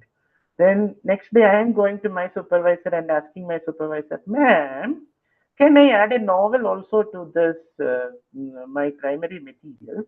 And Shaleen goes and asks her supervisor, sir, can I add some poems to this Sherlock Holmes novel? And both supervisors are stunned and stupefied and petrified. And what happened. So this is what is happening most of the time. So I don't say all your friends are dumb people who don't know anything, but this is something that happens most of it. That is why I would say never compare. Never compare your research or your research topic or your methodology with someone else's. That is different. That may be also right. Yours is also right. You need to have some confidence in your topic. Trust your topic. Trust your skills and trust your topic. And if you know basic English, you can read the books and understand how research is being done. You can listen to lectures and understand how research is being done. So you don't need to resort to these kind of advices, especially if your peers aren't well versed with research, because they are also in the same journey and they are also supervised by somebody like our supervisor.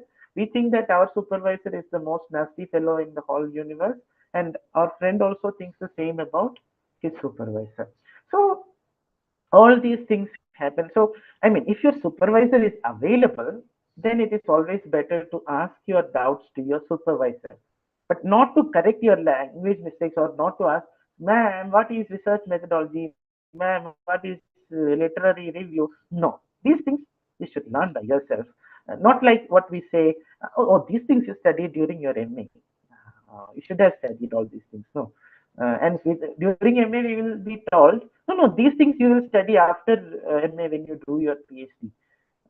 So nowhere we get to learn these things. So these kind of things happen, but we have to find a way out.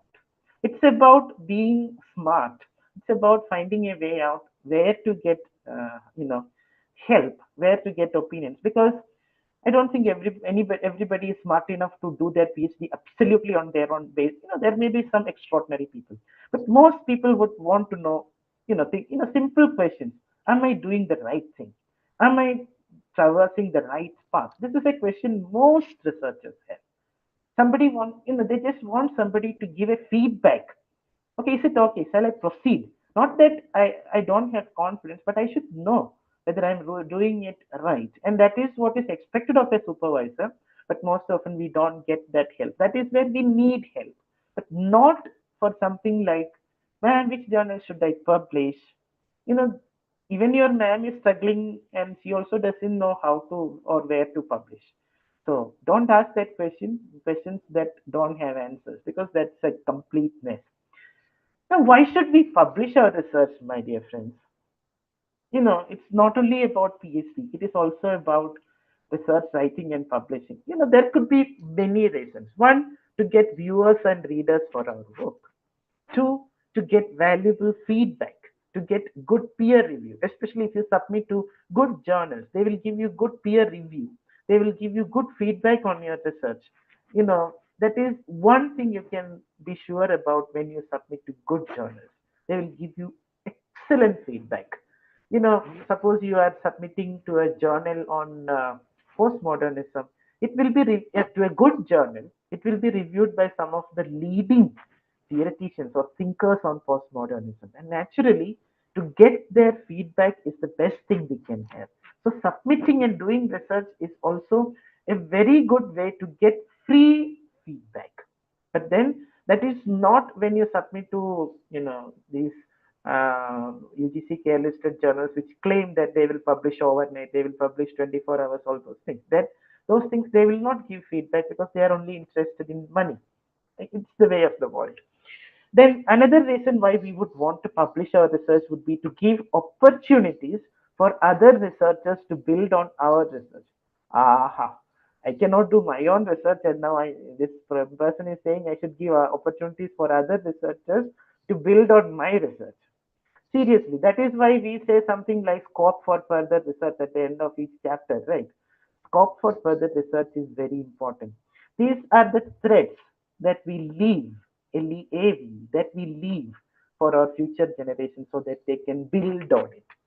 So it is extremely important because when you do a PhD, when Maheshwari ma'am does a PhD, it is clear that nobody in this universe knows as much about her PhD topic as Maheshwari ma'am herself. Whether she does a poor job or a good job, definitely she will be the best person to answer questions related to her PhD thesis because nobody else has spent that much time on that topic, not your supervisor, and nobody else has probably even read your thesis, right? That is what is happening. We just bind it and keep it. Why do we keep it, bound? Because nobody should take it. It's already heavy and it's already so nasty. So nobody should take it. It's forever entrenched into the shelves. That is what all PhD theses encounter. So, but that is not the case. Good researchers, even good research papers, would leave these threads for others to build on existing research. And that is also another reason why you should read other research. I can tell you with 100% conviction that most of my research topics have come from research done by others. In the sense, I have read their research papers. I have read even my students' own research papers. When I am reviewing or when I am correcting their research papers, ideas strike me, and those ideas help me prepare my own research. It's very important to make sure that that chain of research continues. And for that, because when you are doing a research, okay, that area I haven't explored that particular area in my research. That. Let us be honest about it. Yeah, when you are honest about it, nobody is going to ask you any questions why you didn't do that, because you are already saying I haven't done the limitations of this research. Due to the scope of this research, I couldn't look into the neuroscientific ways of looking at this particular phenomenon. So you say that, and when somebody else reads it, okay, this person hasn't, Maheshwari ma'am hasn't looked into the neuroscientific perspective of looking into this particular topic. Shaleen reads it and she immediately understands that is a research gap. That is a research gap. And she has to just make sure that whatever you have said is true. But most often it is true because otherwise you would never admit. So these are areas which others can work on. It is important that we leave such threads in our research, and it is important that we read others' research so that we can find those threads. It is not in the internet. Research topic for research in English literature. And dear ChatGPT, please give me some topics for research in English literature. And then it will give you so many instructions. First, you should have this. No, I want actual topic. Then it will say, after you ask lot of queries, it will say, okay, go do deconstructive reading. What it will do is it will put a lot of theories in one blank and a lot of text in the other blank, and it will say a deconstructive reading of Hamlet, a post-structuralist reading of Hamlet, an eco-critical reading of Hamlet. These are areas that you can. No, that is not the way. Our research should emerge out of our own reading. It should emerge out of our own reading. I always wonder why people are very particular about not adopting children. When married people don't have children, they go to such extremes to make sure that they have their own children. I, I mean, personally, I'm not very sure whether it is such a great thing to do. But when it comes to research, nobody has such selfish interest. Anybody's topic I'll take. Internet's topic, ChatGPT's topic, my supervisor's topic, my fellow scholars' topic. We are ready to steal or even take other people's topic, not our topic. So why this dual standards when it comes to choosing topics of your own? If you feel that the child should be your own, also understand that your research thesis is your own child. See, you are taking so much care of it, right? You are sitting over it every night, crying over it, patting over it. Most nights we sleep with our PhD thesis, though nothing happens. I mean, it doesn't grow.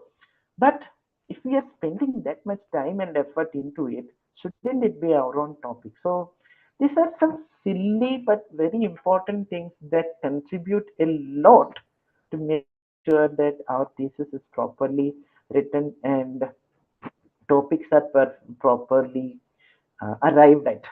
Most things, so these are some other reasons. And then we will do research for building our CV, for name, for fame, for interviews, for promotion, to create a name for us, to make money. There can be so many reasons. And that is why when you try to download some articles, they would say, pay $18 and then you can read the full article. And then you pay $18 and then it becomes downloaded, and then you realize that it was a copy of whatever is there in the Wikipedia. So, these things also happen. There are many ways of making money. Research is one such way in which people make money, both properly and improperly. Most things in life begin with a proposal or an advertisement. Interestingly, proposals in life are connected with abstract concepts like love or honor or chivalry or beauty. Similarly, research proposals are also analogous and connected with the abstract. Think about it. In life, all the proposals we make are connected with the abstract. Love. Right? And in research, all the proposals we make are connected to the abstract. A good abstract is essential if you have to make a good proposal. And what are the things we need to take care when we are preparing an abstract? I would say, I have given this lecture earlier, how to prepare a 10-sentence abstract. I hope that lecture is there out there in the internet, on YouTube, you can find it. So I'm not going into that much detailed review of how to write an abstract or how to write a research paper. But the basic thing is you have to think of your abstract as the advertisement of your article. You should tell the prospective reader what you did, and you should also highlight the key findings. This is the idea with the abstract, right? It should be convincing. You must include the problem statement, indication of methodology, main findings, and some sort of conclusion, not to the thesis or not to the full chapter, but to the abstract. Recently I was editing an anthology on post-humanism, not an anthology, but an edited volume on post-humanism. And I came across few abstracts which just look like an introduction. Whatever is there in the introduction of the full paper is there in the abstract as well. What are we doing? An abstract should definitely have some sentence like what this paper tries to do. You have to use words like this paper put in perspective. This paper dwells on. This paper makes a foray into. Or if you are more confident, definitely use the first person. Through this research paper, I intend to throw some light on the hitherto unexplored areas in in digital humanities, in post-humanism. That is how a research abstract should look like. It should not be an introduction. It is never an introduction. And I would say skip that introduction to an abstract. Don't need an introduction to an abstract, except maybe a one-sentence introduction, in the sense to contextualize your research, to tell the reader what your research is all about or where it is situated. For that, you can use maximum one sentence to introduce your topic. Otherwise, your abstract should be very solid. It should, built in brick and mortar. It should be very strongly built. Otherwise, your research is going to fail. Because it is constructed on your abstract. So we must include the problem statement. We must state or we must indicate the methodology that we are using. Now, most researchers in literature would say, "Sir, I don't have a methodology. I don't have a methodology. I don't have a hypothesis." Is it true? In the case of hypothesis, I would say sometimes it is true. Researchers, we may not always have a hypothesis because we know what we are going to prove. We are going to say that there is a racial dimension to The Heart of Darkness by Conrad. Conrad's Heart of Darkness has a lot of racial elements. So that is what we are trying to prove. So what is our hypothesis then? Conrad's Heart of Darkness is full of racial metaphors or whatever. So this is the hypothesis. Now, is it important? No. Because this is what anyway we are going, and it is highly unlikely that we are going to prove something totally against our hypothesis. Hypothesis mostly matters in science. Hypothesis mostly matters in quantitative research, I would say. Not all qualitative research, but most qualitative research won't have much to do with hypothesis because it's more about textual analysis and interpretation. It's mostly about readings. So if I am doing a post-humanist reading of a novel, what is my hypothesis? Oh, okay, my hypothesis is I will be able to do a successful post-humanist reading of this novel. No, that is the obvious. So why should we state that? But in science, for example, you are trying to find an antidote for corona, and then your hypothesis could be something like this. Your hypothesis would say that this would be best suited for the Omicron virus. And then only after your research, only after you do this scientific experiments and all, you will come to actually know whether this is good and whether it has long-term benefits, whether it has long-term side effects, all those things. So hypothesis is subject to change. But very rarely we see hypothesis undergoing any change or hypothesis being refuted in a research. But there is nothing wrong with that, because what can also happen in some rare circumstances is, of course, we haven't studied everything about the topic when we are preparing our synopsis, right? When we are starting our research, we haven't read everything about our topic. So naturally, what will happen? Our abstract or our synopsis would be, based on whatever little we have read. But when we read more, we realize, no, there is something else to it. There is something contrary to what I have expected. That can happen only in some very rare cases. But in that case, what I usually see is people would go back and change their hypothesis in the original abstract so that it suits their hypothesis. But that it is okay to contradict your hypothesis. You say this, but then at the end of your research, you can say, no, the hypothesis is proved wrong through this research. That is also fine. But hypothesis may not be a necessity. But is it necessary to have a methodology? Yes. Without a methodology, it's like I want to get from here to there. There should be a way, right? There should be a path I should be traversing. So without a route, I cannot go there. So I need to have a methodology. I keep it very simple. I need to have a methodology. And in most literary research, methodology would be something like textual analysis, comparing the text from this and comparative analysis is a methodology, or textual analysis, or formalist, looking at the stylistic and formalist elements in this particular area. Or even, for example, you are trying to make a post-humanist reading of a particular play. You are going to do a post-humanist reading of Shakespeare's Hamlet. Then definitely your methodology would include reading a lot about post-humanism, because you need to know about post-humanism, apply post-humanism to this text. And your methodology will also include reading a lot about the text Hamlet and all the, its and way it was produced, the circumstances, all these things, even about Shakespeare. So all these become part of our methodology. But what we encounter usually is students coming and telling us, sir, I looked at different pieces in the library.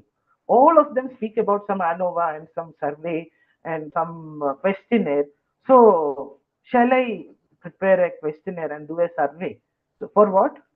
For doing a posthumous reading Shakespeare. So what will be my survey? I'll be preparing a questionnaire for Shakespeare. So Shakespeare has to come and answer my questions. So that is not possible.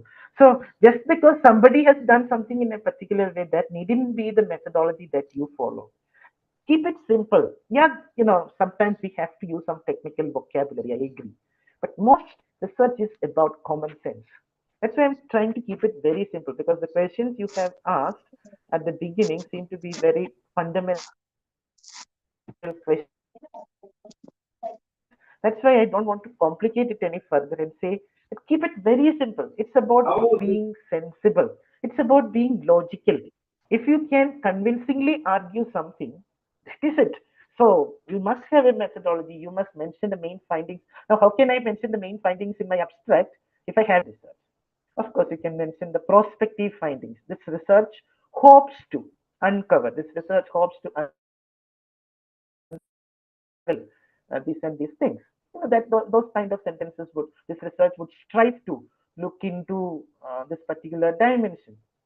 So, and then maybe a conclusion as well in the abstract, something like this paper concludes with the assertion that though Shakespeare's Hamlet was written 400 years ago, it is a tribute to the genius of Shakespeare that his works stand the test of time and can be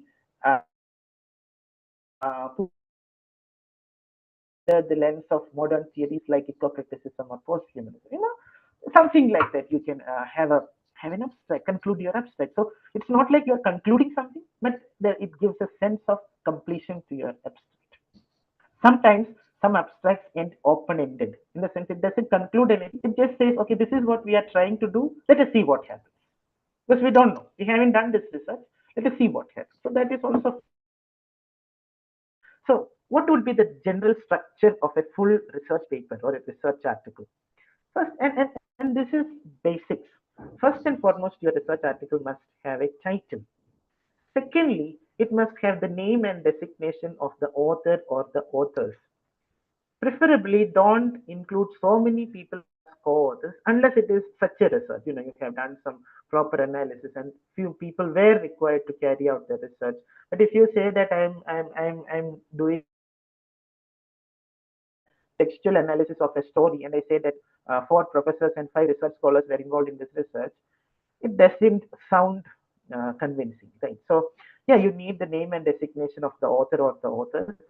Some researchers these days tend to attach a bio note to your research paper because of the with some usually fake journals to ask for these kind of details. They don't worry if you have written a paper or not. They will write the paper for you, but you have to give the photographs, you have to give the money. All these things are necessary, but paper is not necessary. We have our writers, we will write it for you. No, but only when you are asked to submit a bio note, you need to submit, and you don't have to submit your Aadhaar card and PAN card and your bank account details and password when you are submitting an article. Nobody is interested.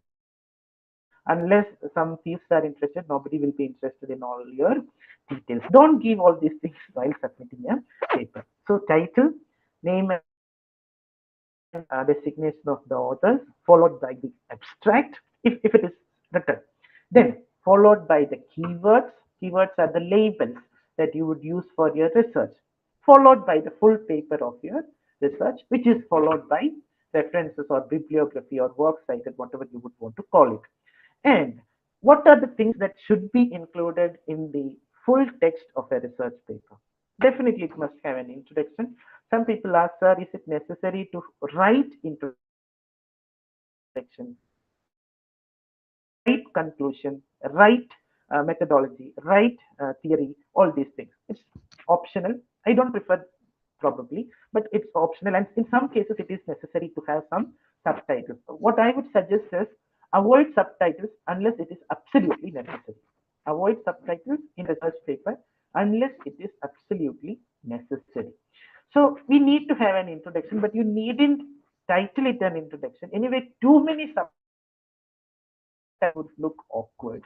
That won't be necessary unless it is an exploratory kind of paper that tries to teach something. Say, for example, you are writing how to write a research paper for potential students. So then it would be nice if you would put these headings like hypothesis, reference, conclusion, what is result, what is the difference between bibliography and works cited, what is that, what is H index, what is DOI, all these things. Definitely people would like to have those subtitles, but not always. So introduction. Your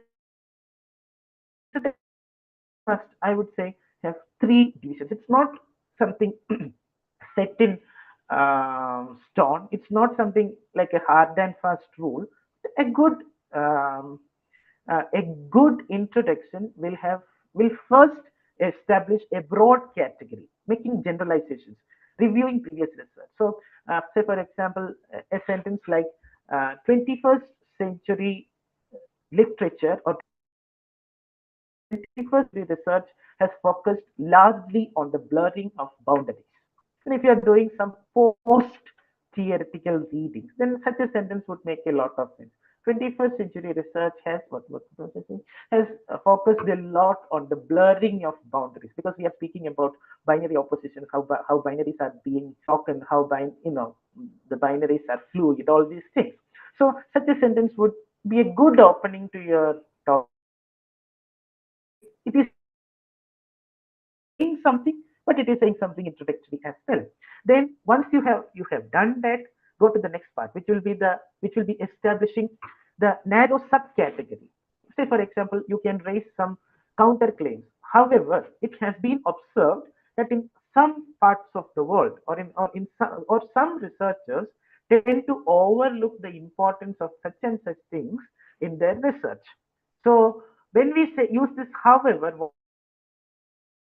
tell the reader, okay, this research paper is taking a turn to what? Usually, this, however, is an indicator that very soon you are going to talk about the research gap, or you are going to raise the research question. What is it all about? What is it that you are going to say new? What is this literature review? Even today, many people confuse this in such a way that they think it has something to do with literature. Only literature students need to do literature review. Absolutely not. Literature review is the review of materials on that particular area you are working on. That is literature review. And the purpose of a literature review is to convince your reader about your research gap, or is to convince your reader about the need for your research. Is my research necessary? So after reading my literature review, people should agree, okay, he has said all these things, okay, different people have said this, different people have said that as well, but he says, however, this thing hasn't been explored by anybody. Nobody has looked at Hamlet from this particular perspective. So there is an opportunity for me to look at it from that particular perspective. So it is necessary. This research would add to existing knowledge. And this is how we have to, there should be an organic continuity being in a research paper. Something should follow something else. So introduction should follow this. Introduction from a broad category to a minor or narrow subcategory, going to counter claims, going to research gap and research question, following it up with your arguments. However, it remains unclear why such and such hasn't been done, but research has failed to look at such and such aspects. So this is the second part of your introduction. And then the third part would be to present the purpose of your study. So you announce your present study. So you say something like, the present study makes a foray into such an.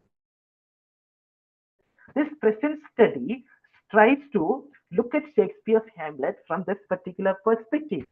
And then it will say something about its principal findings as well. Good researchers do that. It's not compulsion, but good researchers do that. They will say something like, towards the end, once you read this paper, or towards the end of this paper, you will understand how Shakespeare's Hamlet can be looked at from this perspective. Something like you are making a claim. about the principal finding of your research. And maybe you can indicate the structure of the study as well. The present study aims to do this. Okay, that is the purpose of the study. Immediately you are saying, how are you going to do that? How are you going to, arrive at the aim of your research?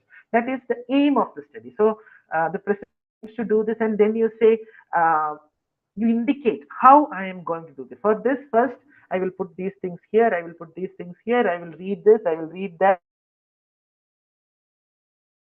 I will take points from this book, and then I will present these arguments, and then I will show you how these people have missed this and how these people have said this. However, I have a different point to make. This is my point. So what is also there is definitely your study is based on existing research. It is not like you are saying something completely new in your research. This is somewhere we may have some confusion, because people say your study should be original on the one hand, and then they say that your study should refer and reference and cite existing material. So, and if you look at the proper research paper, 75% materials would be like based on existing research. But that is what we are expected to do. We are not going to make very strong claims or statements without establishing it. No, we shouldn't do that. We should first establish the ground. We should prepare the ground for our, then we should take our readers a little bit forward. Okay, this is like this, this is like this. Now, I would say, based on this and this reasons, I would say, so this is my point. And that is also based on what somebody else has said. So, most often it happens like that, except when it is a theory building kind of a paper. Then probably you will go to a detailed literature review. If you haven't done it in the introductory part, you will go to a detailed literature review, especially if it is, say, for example, a PhD thesis, or if it is a longer research paper. Say, for example, they ask you to submit a paper of 12,000 words. Then definitely you will have space for a detailed literature review. But if you are asked to submit a 1,500 words paper and you write 1,300 words literature review, then it may not be suitable. So there should be some proportion in the way you allot space to each. There is no rule as to, okay, this much, one page literature review, one page, nothing like that. It's all up to you. Some researchers would require a detailed literature review. Some research may not require a detailed literature review. It all depends on our topic and how we are trying to approach this topic and how we are trying to reach our conclusion. So, literature review. Then you go through the methodology. You have said that you will be doing this methodology. Now do the methodology. Data collection, techniques for data analysis, theoretical structure, how theory is applied. These days, mostly we need to have some theory if we have to write anything. So the data for the study was collected by doing this and this and these things. So such things you will say. And somebody had asked how to collect data for literary research. I don't know whether that question means where to find data or how to collect. Where to find data, I'm sure that there are so many sources. Always make sure that you trust good sources. Don't trust any blog article or anything that you find on the internet. Make sure that you have a thorough idea who is writing a blog. For example, if it is, say, for example, Salman Rushdie writing a blog page, that is different from what I will be writing. If I will be writing most often, it will be complete mess. But if Salman Rushdie is writing a blog article, it will be very useful for your research. Again, quoting things from Wikipedia or such sources, it is not recommended, but it is very useful at the same time. I mean, so these things you do, you proceed to the results, you analyze the results. It is always important to remember that research is not only about reaching your results, it's also about analyzing and interpreting our results. So you just say, okay, so hence the proof. It's not, when we did our mathematics theorems in schools, we would say at the end, hence the proof. You prove that LH is equal to RHS, and then you say, hence the proof. No, but you have to analyze the finding. That is something else that many people forget to do when writing research papers. They will have some interesting findings, but they may not discuss the findings. So results and then conclusion. No, there is something in between results and conclusion, and that is the discussion of the results. And I would say there should be three parts to the discussion of the results. So when you arrive at the results, don't think that, okay, if it is a 2,500 word research paper, you have reached 2,400 words when you have reached your results. So 100 words I will discuss. There should be sufficient space in your research paper for everything. So the discussion should have an introduction. So you should review your findings. You should discuss the outcomes. You can even stake a claim. This is going to be a path-breaking study. Oh, good. No, I'm pioneering a revolution in the literary landscape. Of course, if you're doing that, why not make a tall claim, right? So, but don't make very tall claims. It is always better to be humble, but because if we make a tall claim and if people prove that we are completely wrong, then it feels very awkward. Then it depends. So, you may say something like the findings of this study clearly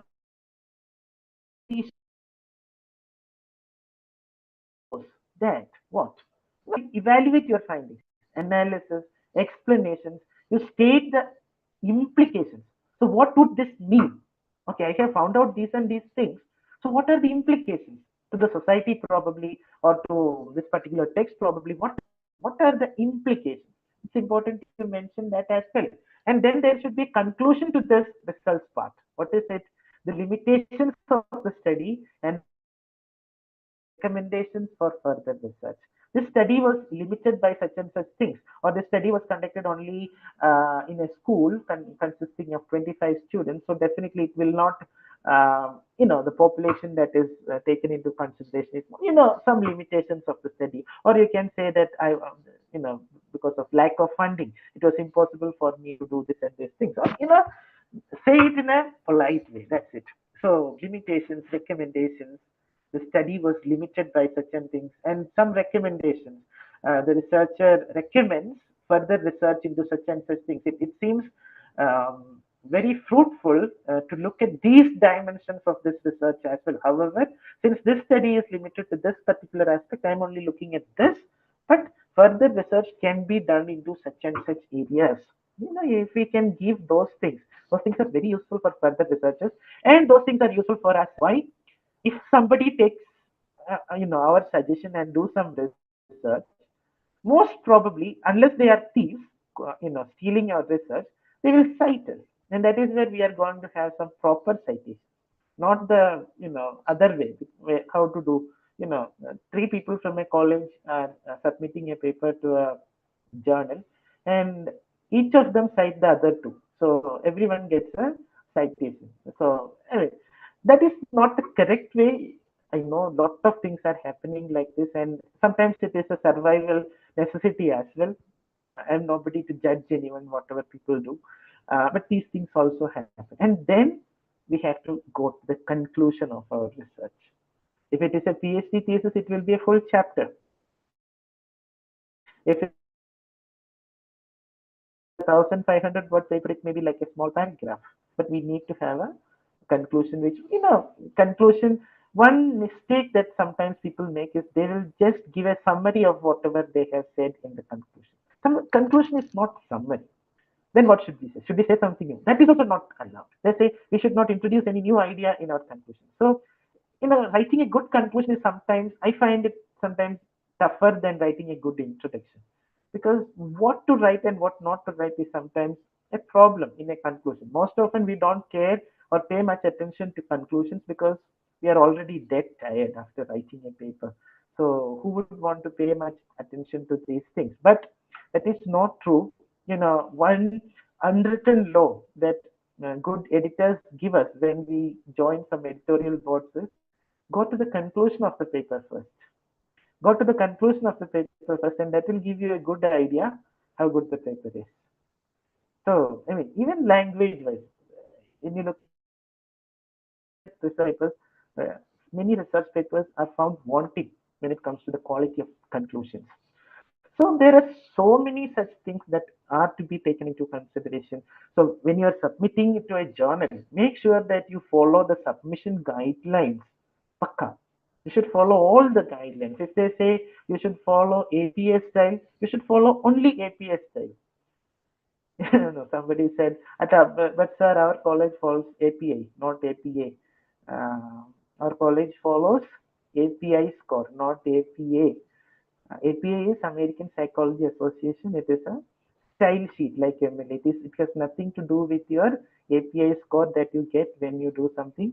It is totally different. So it is not a spelling mistake. APA is not a spelling mistake. It is correct. It is a style. Whichever style sheet they ask you to follow. Also, never overshoot the mark, overshoot the length of the paper. If it is 2,500, don't make it 2,600. If you cannot make it 2,600, 2,500 from 2,600, it also tells the editors that you don't have that skill of breadth.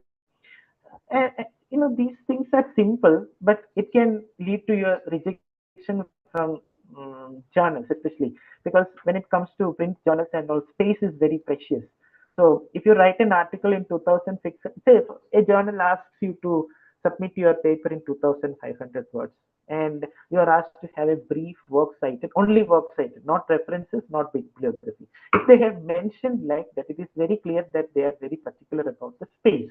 So they have an idea that a 2,500 word paper can be included in a print journal in 5 pages. So if you have made it in 2,600 words, what will happen? They will not be able to complete the entire paper within the allotted 5 pages. And then what will happen? They are not going to call you and say, please reduce that. They will say, let's reject. So these silly things, comma, period, semicolon, there are rules regarding these things. There should never be a space before a comma. There should never be a space before a full stop. There should never be a space before a colon. If these things are there, many journals would take your papers through softwares, automated softwares that will immediately show so many errors. Actually, we just put some space so that it looks good. No, don't fiddle with the margins.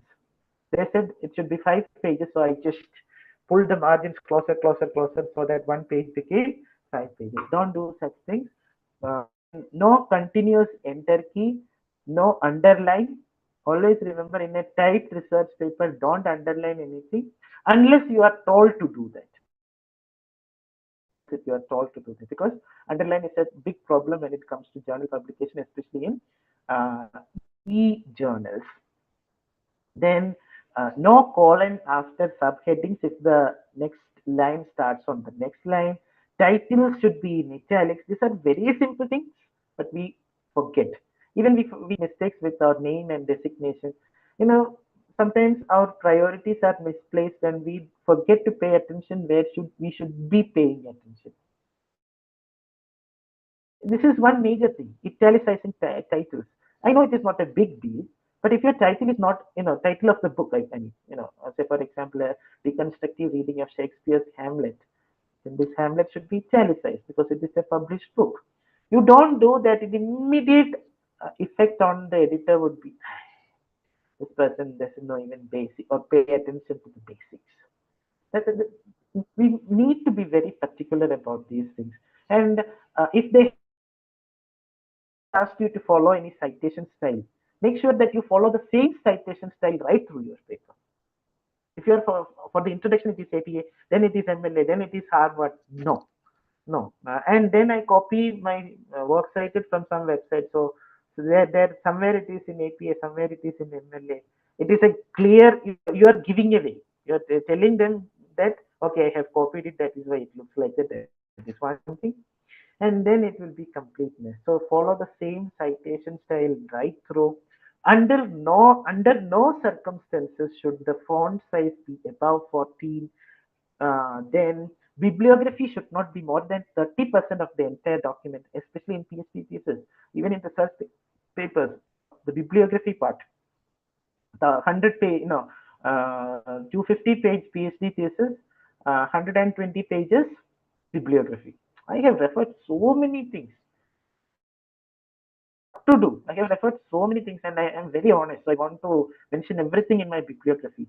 So 125 pages bibliography, 125 pages thesis. So what is the percentage? 50% is your bibliography. Your thesis will be rejected. Your paper will be rejected. Quotations should not be more than 30%.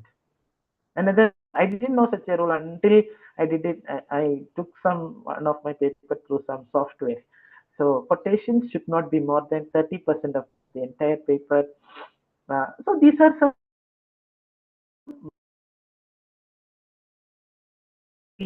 silly but very important things.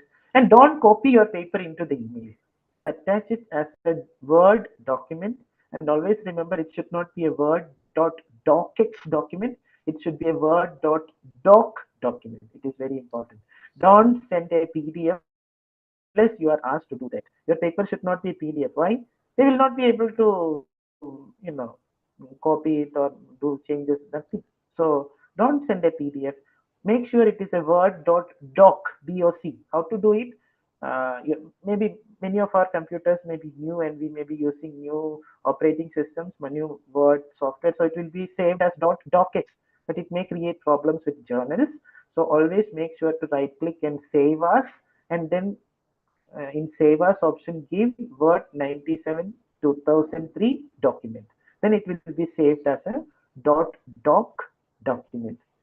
Then we have so many myths about plagiarism research. People believe that UGC permits 15% or 10% plagiarism. Our university permits. No, sir, our university permits 15% plagiarism. No university permits any percent plagiarism. Plagiarism should not be done. Then what is this 10% or 15%? 10% or 15% similarity is permitted because of the problems with the software. It's a margin. If it is less than, similarity is less than 10% or 15%, it is considered okay. Depends on your university and its rules. Some universities are very lenient and they will say 25% is fine. But of course, it depends. Another thing, people use Grammarly for plagiarism detection, which Grammarly cannot do. People believe that there is nothing wrong with self-plagiarism. So I have done a PhD, and all the papers I have written are based on my PhD chapters are becoming different papers. I'm just culling it out and giving a new title and take something from my bibliography and putting it in a new paper. Self-plagiarism is a big that people sometimes believe that there are softwares called anti-plagiarism softwares, and they believe that these softwares can remove plagiarism. Absolutely not. Anti-plagiarism softwares can only show the percentage and where you may have missed, where you may have copied, or where similarity exists. But these softwares cannot change the plagiarism or reduce the plagiarism. No, it should be done manually. Even if there are softwares, I always would say don't trust technology for that, because if technology does that, there will be new technology coming up very soon to find who has done this using this technology. So never do that. That were mistakes that our vice chancellors committed when 30 years ago they did their PhD by copying and they thought nobody would find out. But now many vice chancellors are being brought to the book because of such copying. So, these things are all important. Identifying fake and predatory journals. It's a big problem that we all face, and these days it is next to impossible to identify good journals. And being very frank, I have been working on this journal and plagiarism and fake and predatory journals. All these things I have given so many lectures. I have done my own studies on it. And even after 6-7 years of studies, I cannot tell a student who asks me for a sir, can you suggest a good journal I can publish my article without paying? I don't have an answer. And I think it has, that is the way it is. And that is very sad. I used to say you should avoid fake and predatory journals. You should check for this. You should look at this. These are some indications to find out fake and predatory journals. Now they have understood all these things and they have immediately changed all those things. And the stipulations are such that we cannot do anything without resorting to agents and these fake and predatory journals, because it's all about money. It's all a business. So all these things are there, and I think that is why research is tough. It is not because research is tough, but it is because of these things. How many people, we all know many people who have completed their thesis but are unable to submit their thesis because they haven't fulfilled the publication criteria. One Scopus publication, one UGC care publication, compulsory.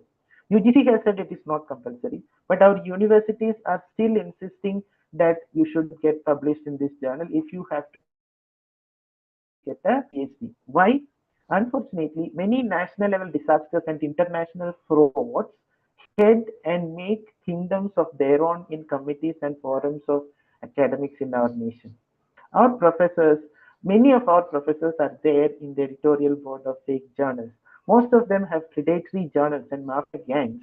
They operate through PR, advocacy, publicity gangs.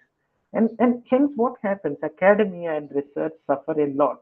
These venomous and contagious fakes and bogus people are the curse of academia. But then we are living in the same society. We have to, it's like what you think about bribery. Yeah, I am completely against bribery, except when it comes to getting things done for me. Otherwise, I'm completely, theoretically, I'm completely against bribery. But if you don't give money, I can get this done even in my panchayat. So I give, that is not bribery, it's just necessity. So this kind of necessity is there in our academy, and it is a fact. They rule the roost, either in the name of political affiliations or regionalism or caste or creed or parochial partisan politics. It is time researchers would unite and expose these frauds and groups and fakes to save education and research. But we will never do that because we cannot. Because after all, we follow the same path. I complete my PhD with the hope that I can become a supervisor after 2 years and wreak greater havoc on the lives of my scholars. That is the lesson we take most of the time. I don't say this with everyone. There are good research scholars, and youngsters these days are better.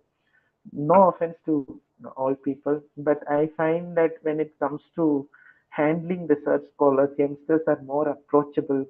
Happen. So I think I have mentioned this and that lot of things, but it was not a continuous sort of thing. Maybe we can discuss things like a must. I would say yes, because over the past many years, if your thesis doesn't have a, if it doesn't mention a theory in the title, then mostly it is rejected, and if there is an expectation by most chairpersons, committee members, that a dissertation study will be informed by a theory. So these kind of problems are, supervisors would say, I don't see how you can do a good piece of research that is theoretical. And then, so these kind of problems are there. Not everybody is comfortable with literary theory, I know that. But one thing I can tell you is literary theory may be challenging at the beginning. But if you can learn it, if you can spend some time with it, there is nothing more enjoyable than literary theory. So, I mean, I know that I don't have the time, or this is not the place where I should be speaking a lot about how to apply theory. If anybody is interested, we can even take a poem or something, and randomly anybody can suggest a poem, and we can try to do a reading, a theoretical reading of any poem that anybody would suggest. We can do some such exercises if there are no other things to, there are no other questions. But theory is a major consideration. So yeah, this is what I would say, and I'm not winding up, but I'm concluding whatever I'm saying, and I will definitely look forward to not your feedback. I no, not that I don't want feedback, but I have feedback later on. But I will definitely like to know, ask questions, and probably not very narrow questions, but general questions that we can discuss and which would benefit everyone. Please feel free to ask anything. I would never say that's a terrible question, though I may feel so. I will not show it in public. Please ask. Not on ELT, because that is for the afternoon session. We should not encroach into ma'am's area. Infiltration is strictly prohibited. So we will just keep ourselves to literature, research concerning literature, criticism, literary theory, languages. Yeah.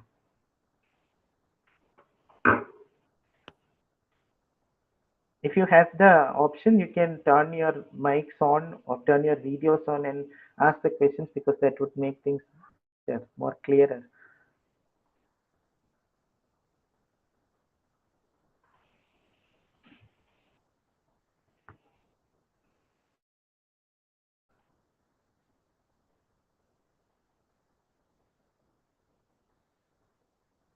This is hilarious and true. What is So, hilarious? Yeah. so how can we avoid misinterpretation? Misinterpretation while interpreting a text, Research. right? Yes, sir. Yeah. Um, the first thing is, what is misinterpretation? Is there something called a right interpretation? I would say there is nothing like a right interpretation and a wrong interpretation. There are only interpretations. Now, if your interpretation doesn't hold on a few grounds, one, if it is illogical, two, if it doesn't do justice to the entirety of the text, three, if it doesn't do justice to the readings that have been done, it should be built on existing research. Not that you can say some, you cannot say, you should not say something new. You can say something new. Interpret it differently, but it is common sense criteria if you have fulfilled. There should be no reason to worry that you are misinterpreting.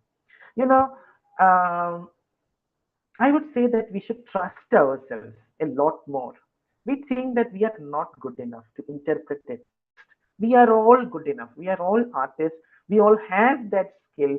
We have interpreted so many things in our lives. Just that when it's interpreting a text, we feel that we are not doing full justice to it. One mistake that people make while interpreting a text would be they sometimes take a part of the text and interpret.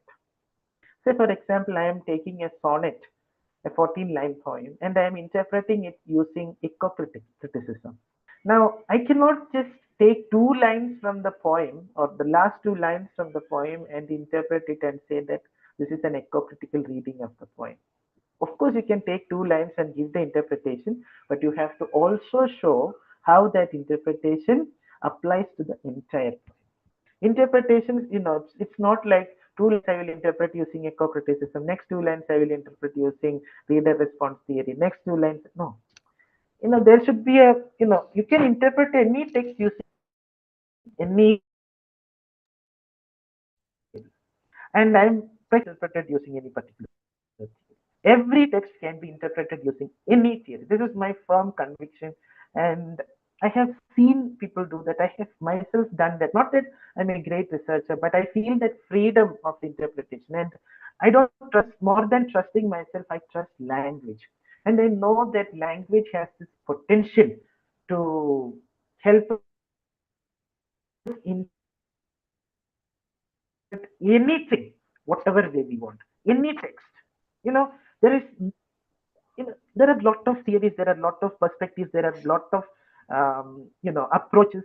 You can apply anything to anything. The only thing is it must be logical, it must be sensible. That sensibility is very important. That being sensible is very important. It should be comprehensive. The interpretation shouldn't be on a narrow angle. It should interpret entire text. And yeah, I think these are some basic things. If you do the basic things right, an interpretation cannot be wrong.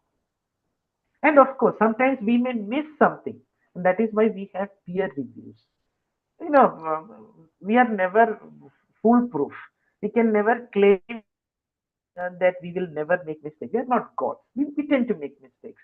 And that is why it is important to, when you submit a paper, for example, before submitting, you yourself should read it a couple of times.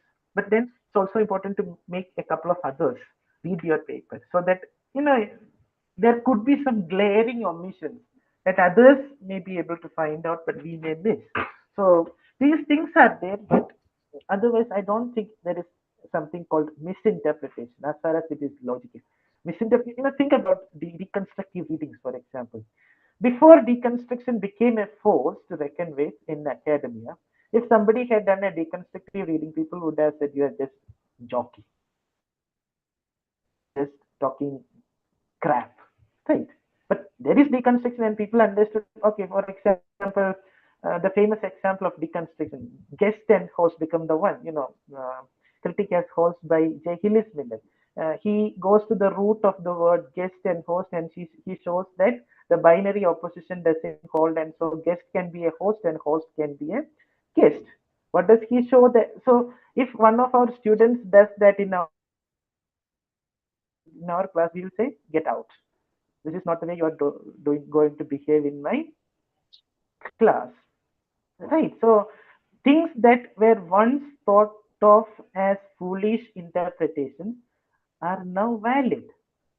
There is nothing misinterpretative about anything. And also because there is no one correct meaning. There are only meanings. There is no one correct truth. There are only truths. My truth, your truth, everyone's truth. My today, this point in time, my truth today may be different from my truth tomorrow. So interpretations are like that. So we just need to make sure that we do the basics correctly. And then I think interpretations are fine. Thank you. Sir, I have a question. Please, repeat. Yes, sir. Sir, can you suggest some books on methodology in celebrity studies and representation studies in the domain of cultural studies? Well, there are books on research methodology in cultural studies, and the book is titled Research Methodology in Research. Sir, particularly celebrity studies and representation Research studies. in For cultural example, studies or research. There are no books, as from my limited understanding, there are no research methodology books available pertaining particularly to celebrity studies or representation studies. There are no written as such. Because, you have this book on somebody can. I know you have asked the right question. Please, your audio, somebody is talking. Okay, so Rupi, you have asked the right question because you brought things together. You said about cultural studies and then about fandom studies, celebrity studies, and so those things. So it's obvious that it comes under cultural. It comes under cultural studies. This celebrity studies comes under cultural studies. So it is very difficult for us to find books that adhere to the methodology of every branch of study that we undertake. Say, for example, I want to do research in disability studies. Is there a book on research methodology in disability studies? No. Is there a book on post? I want to do, literary, anything. There are only very few good research methodology books available. I know there is this co-authored book by 2 or 3 people for this research methodology in cultural studies. I cannot recall the name. Anybody with ChatGPT can easily find out research methodology. If you can, it's a lady's name. 2 names, I think 2 or 3 people have co-authored, and the title is most probably Research Methodology in Cultural Studies. It's a good book, but it can confuse you in the sense it talks about using a triangular method to approaching research in with cultural studies as well as in the subfields of cultural studies. Now, definitely you can look at celebrity studies as a sub-genre under cultural studies without a doubt. Now, which would tell you that you can use the same, or you can adapt some of the methodological formulations for cultural studies for your research on celebrity studies as well. But that is not the whole thing, because celebrities, when you think about cultural studies, we know that it came out from the Birmingham Center for Contemporary Cultural Studies. Now that center has closed in the 2000s, and that center is no more open. So does that mean cultural studies is dead? And if cultural studies is dead, does that mean that we cannot do a cultural studies reading of any particular text? Absolutely not. Cultural studies is very much alive, but the thing is, it has become subsumed in other disciplines. Say, for example, most of the research being done in literature is cultural studies research, actually. We may not use the word cultural studies. Think about different kinds of studies we have, and that's all cultural studies. It's about culture. Culture is like bubble gum, people say. You sit on it, and wherever you go, it will follow you. So it is cultural studies. Now, if you want to have a methodology for celebrities, may have to as well make our own methodology. And what is this idea of making our own methodology? Of course, it should be based on existing methodologies, existing methods of doing research. However, we have to understand that cultural studies is not the same as, say, for example, a new critical study or a formalist study or a deconstructive study, which focuses mainly on textual elements. Cultural studies rather would focus on, there is this left-wing thing involved in cultural studies, and then it is also about the lived experiences of people. That is why we speak about popular culture, popular literature, everything within cultural studies. So I think this lived experience kind of thing is very important when it comes to celebrity studies, because the study of a celebrity is invariably connected with the study of fans as well. Without fans, a celebrity is no longer a celebrity. It is like a writer is not a writer as long as there are no readers. Same thing applies to celebrity as well. Celebrity studies, stardom studies, these things. Yeah, exactly. Thank you, Asmin Janisha. Research methods for culture. Yeah. This is one book, but there is another one as well. If this is a good suggestion, Michael Pickering. This is one very good book. I have the PDF of these books with me. I will share it with, Sridevi ma'am, and she will share with you people definitely. It's a good question, because which method to follow is a big problem these days, and we very often don't find a methodology book pertaining to our area of study. So we have to, we have to look at it closely. I would say you have to do this close reading again, closely in such a way that you have to try to find out what are the contributing factors in this research. Is it about reception?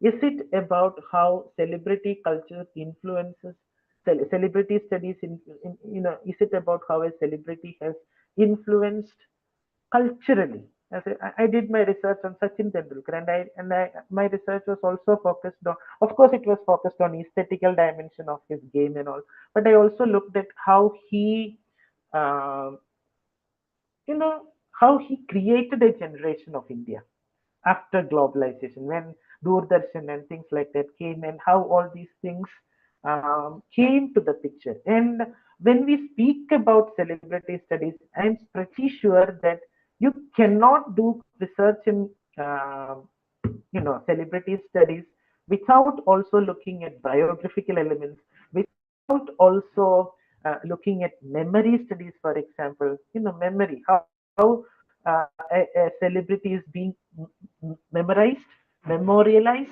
commemorated. All these things matter. And sometimes some celebrities undergo a fall. We know what happened to Tiger Woods.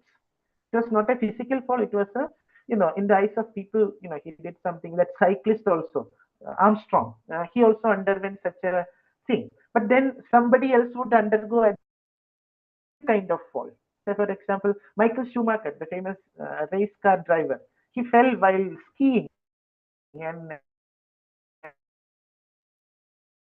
he is in a coma. So actual physical falls that happen in the case of these stars, they lose stardom, and some stars even become black holes. Some stars give out a lot of positive energy. Say, for example, you look at somebody like Virat Kohli, he's full of energy all the time. You like it or hate, you like him or hate him, but his energy is contagious. All the time, 50 over, 100 over, 200 over, one full test match, you never find him.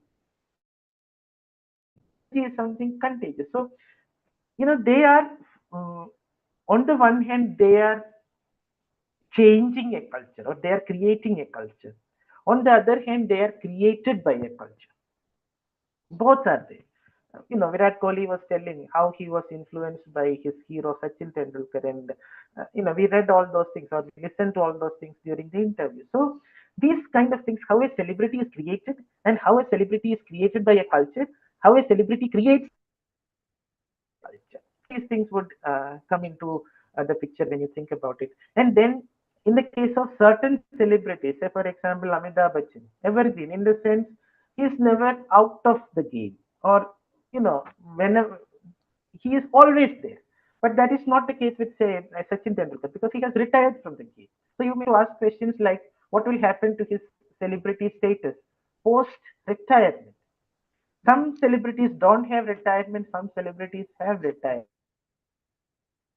So when you bring these different elements into perspective, you also realize that you are not using a single methodology, but I would say you are using something called intersectionality.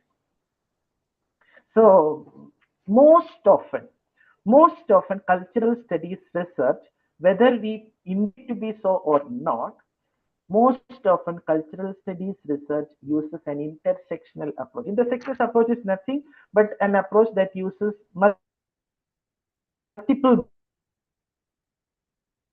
to arrive at your proposed method.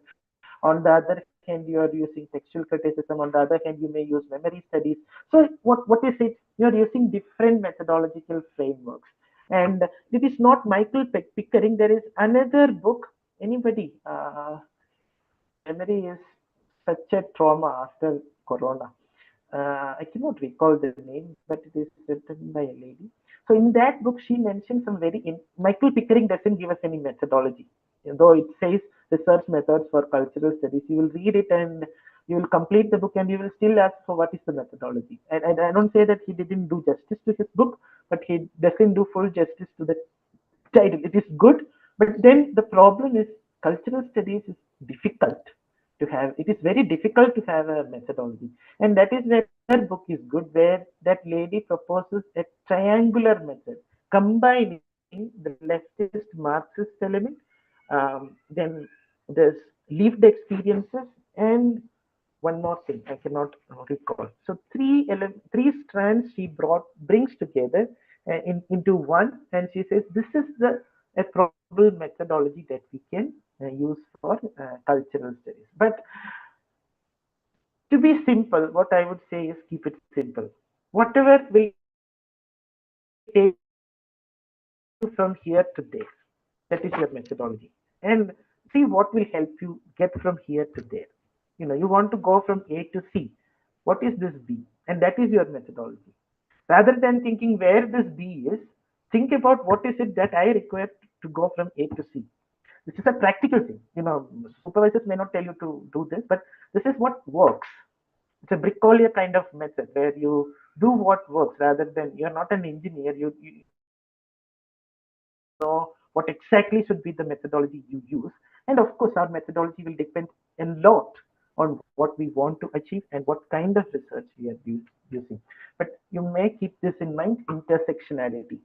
Intersectional research is something that people are talking a lot about these days. Thank you. So, may I ask a question? Yes, Sir, Dinesh. yes, sir. Yes, sir. Sir, I'm also doing my research in cultural studies area. My area of research is on post-truth. It's been 2 years. I completed my PhD, but still I'm finding more secondary sources being pulling me towards it. So I find it very difficult to come to a conclusion or narrowing down my project. So it's taking too long. So I don't know whether I'm in the right path or not. Could you suggest me something, please? I need a clarity. You were saying you completed your PhD 2 years ago, and still you are. Yes, sir. I'm pursuing my PhD. I have completed 2 years.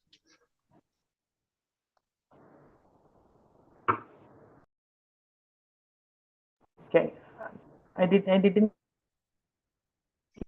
He said he pursues his PhD, but he completed. Yes, Dinesh, I missed you. Am I audible, sir?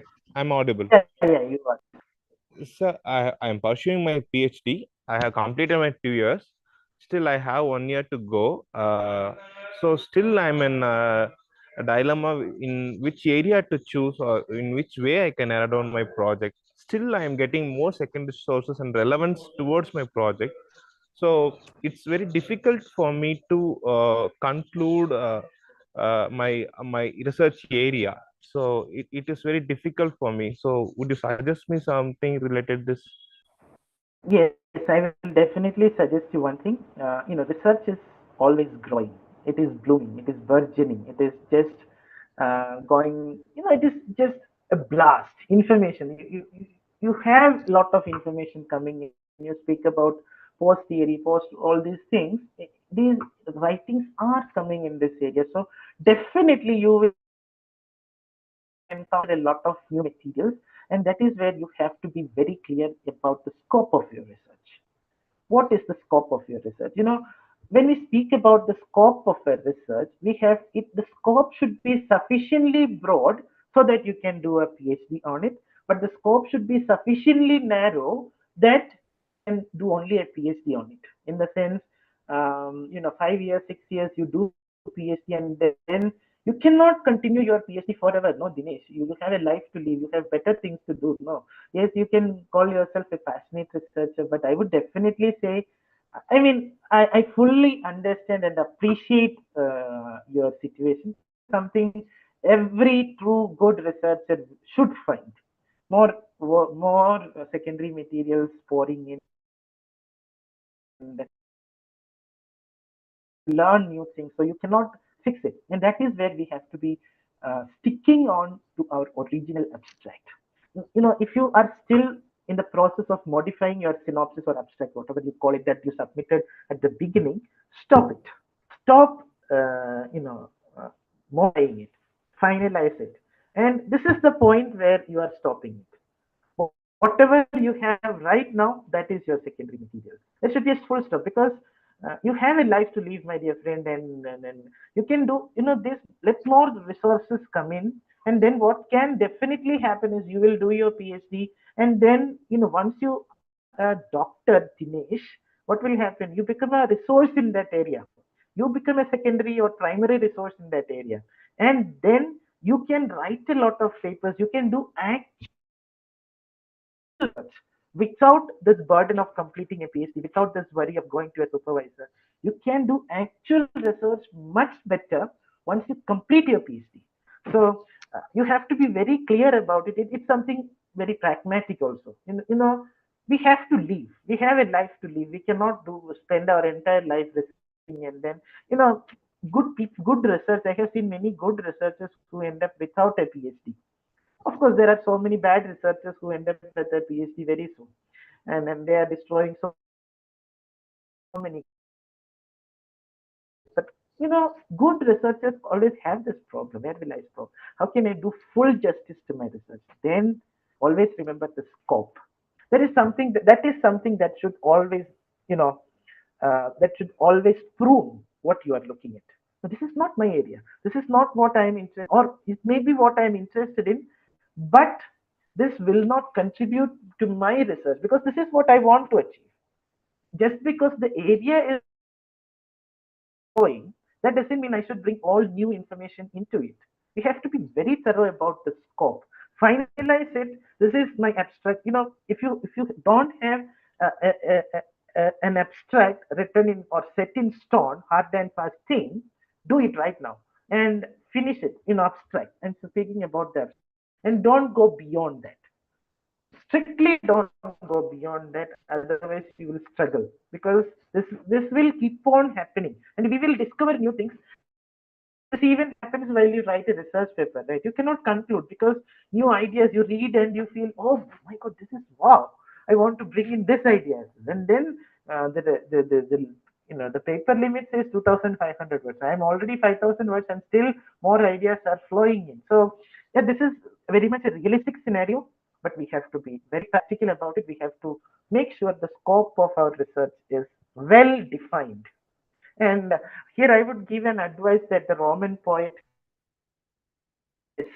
gave to potential future poets. Horace said, "You may find so many brilliant metaphors, or you may get so many brilliant images while you write poetry. But if a metaphor or a figure of speech that you have doesn't suit the entire plan of your research, of your poem, don't use it, even if that is better than everything you are saying in that poem. Just because something is extremely interesting or beautiful that doesn't mean we have to bring that into our point. We can write something else on it later on, but we have to be very particular about it. Think about a sonnet. You are writing 14 lines, and you are writing a sonnet, and after writing 14 lines, you are thinking, oh no, I haven't completed it, so I have to write another 3-4 lines. Then it ceases to be a sonnet. And yeah, there is nothing so great about a sonnet, I agree. But the point is, wanted to write a sonnet, it should be only 14 lines. You may have extraordinary ideas, but still it should be only 14 lines. So that is the same with a PhD thesis. Stick on to your abstract, stick on to your synopsis, and be very thorough with your scope. Anything that is outside the scope of your research, put it there where you can put that in the limitations of the study, and you can put it in the recommendations for further research. Let so many researchers benefit from your research, my dear friend. You should not take everything, so that future researchers will have nothing left. You yourself will find a lot of interesting things to write on when you complete your PhD without having said everything you wanted to say. So that is what I would say. And I think it's very clear. We have to be very practical about it. Otherwise, we will really extend our days and dates and times. And life is such precarious business. We don't know whether we will live, how long we will live even. So before next corona, let us finish this PhD and have a doctor behind your name. That makes a lot of sense, because I don't say just because somebody becomes a doctor, somebody becomes so brilliant. But it also matters in the present day scenario that you need a PhD to survive. It's a survival mechanism. Homeostasis will not help. Yes, Meenakshi ma'am. Good afternoon, sir. That's my answer. Are you? Sir, the session was very interesting. Thank you so much. I just wanted to ask you, sir, my project proposals, they never get approved. Various 2-3 agencies I had approached. How do we write a crisp proposal which gets accepted? That is really at the back of my mind. How do I get which agencies you are? ICSSR for and example, Fulbright. UGC or like that? No, sir. UGC don't give any proposals now. They don't fund. ICSSR I had applied and Fulbright. Recently, I got a rejection at Fulbright. Fulbright rejection, have they given any reason? No, they haven't. No, they haven't. Yeah, that is a problem. There are certain things involved as well, in the sense there are certain ways you have to write your proposal. It is not that you are not knowledgeable or you don't have the content. It's about, say for example, preparing for IELTS exam. You may be very good at language, but if you don't have the experience of sitting in an IELTS exam, you may not pass the exam, despite your extraordinary skills in language. So what we need to do is we have to go for a coaching, and we have to get attuned to the kind of questions that they ask in IELTS exam, and then very easily we will make it. Same with Fulbright, I would say. Fulbright, especially because I found Fulbright very genuine, very transparent in their. I don't see good proposals being rejected, but the problem can be minor things. For example, one very important thing you need to do is you need to make someone who has got a Fulbright fellowship read your proposal. That is extremely important. I think you are there at Quick Papers group. We have a group of 7 or 8. Yeah, we have a group of 7, not like a WhatsApp group, but a team of 7 or 8 people who are Fulbright scholars. And I'm very happy to say that, maybe like 10 years ago, I a student, I used to train him for NET, UGC NET, and he was not an extraordinary student or anything, but he is ambitious and he wanted to apply for Fulbright. And he took a very interesting topic. He is a Muslim boy, so he took a topic that connects Urdu language, something related to that, and his proposal got accepted. So he is the first person I know who I can approach who is a Fulbright scholar.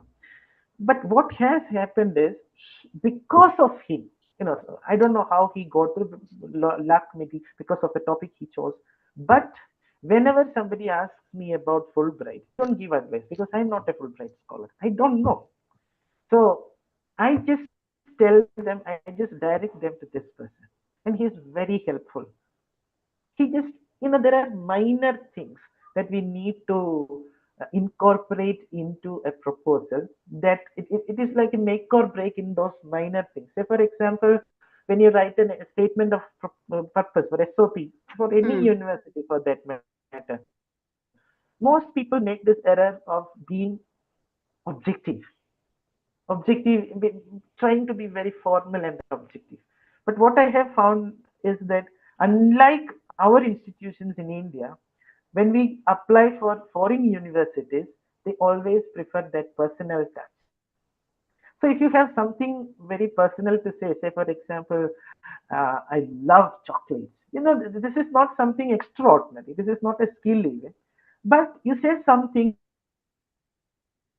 that is something that sticks to the minds of people. Okay, that chocolate eater fellow, you will remember, or that left-hander. These are not something that will give you an edge, but these are certain things that suddenly make your proposal sound original, sound individual. That personal touch is very important. And with SOPs, I can say with conviction that SOPs with that personal element fare 100 times better than SOPs which are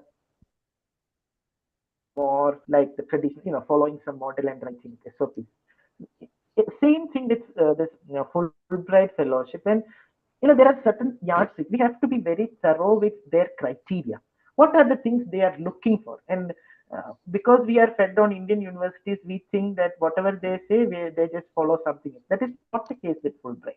They follow what they say. So if they say that we are focusing on indigenous communities and languages that are getting extinct, all these things, if you give a proposal that is on those lines, that is also very important. What they have got. UGC I had proposals. Sir, I had taken up food studies in the perspective of cultural studies, but then I don't know how it didn't work out. Yeah, sometimes if it is narrow, they may tend to reject it. Narrow, in the sense, they are looking at a broader perspective. I'm just saying it without seeing your proposal. Only if I see, I can tell you anything concrete. But even then, I would suggest that you talk. I will connect you with those people. After this, boy, 6-7 people got through this Fulbright because he helped. Not that they were bad or anything, but because of that. Not like he was recommending, nothing like that. But that. Can you please help me out with this, because I don't have many years left in my service. Definitely, And that is where we need help. Yeah, definitely. These people are willing to help. Thank you so much. Thank you so much. Yeah. Same with this ICSSR or UGC projects. UGC will very soon start projects. 2024 July onwards, they will restart UGC, maybe in different names, but research projects will start. Lengthier and more money also, like 20 lakhs, 25 lakhs funding projects are coming. So UGC will be doing that very soon. What I understand is, due to Corona, lack of funding, they had somehow stopped it midway, but they say they are, doing the groundwork for all that. Hello, sir. Very good. Yes. Sir, this is Francia from Pollachi, sir. Yes, Francia. Sir, I have few questions regarding the research methodology, sir. I am pursuing a PhD in disability studies, sir. And my area of research is misrepresentation of disability in cinema. So my question is, what kind of research methodology can be used when we take up a film's cinema?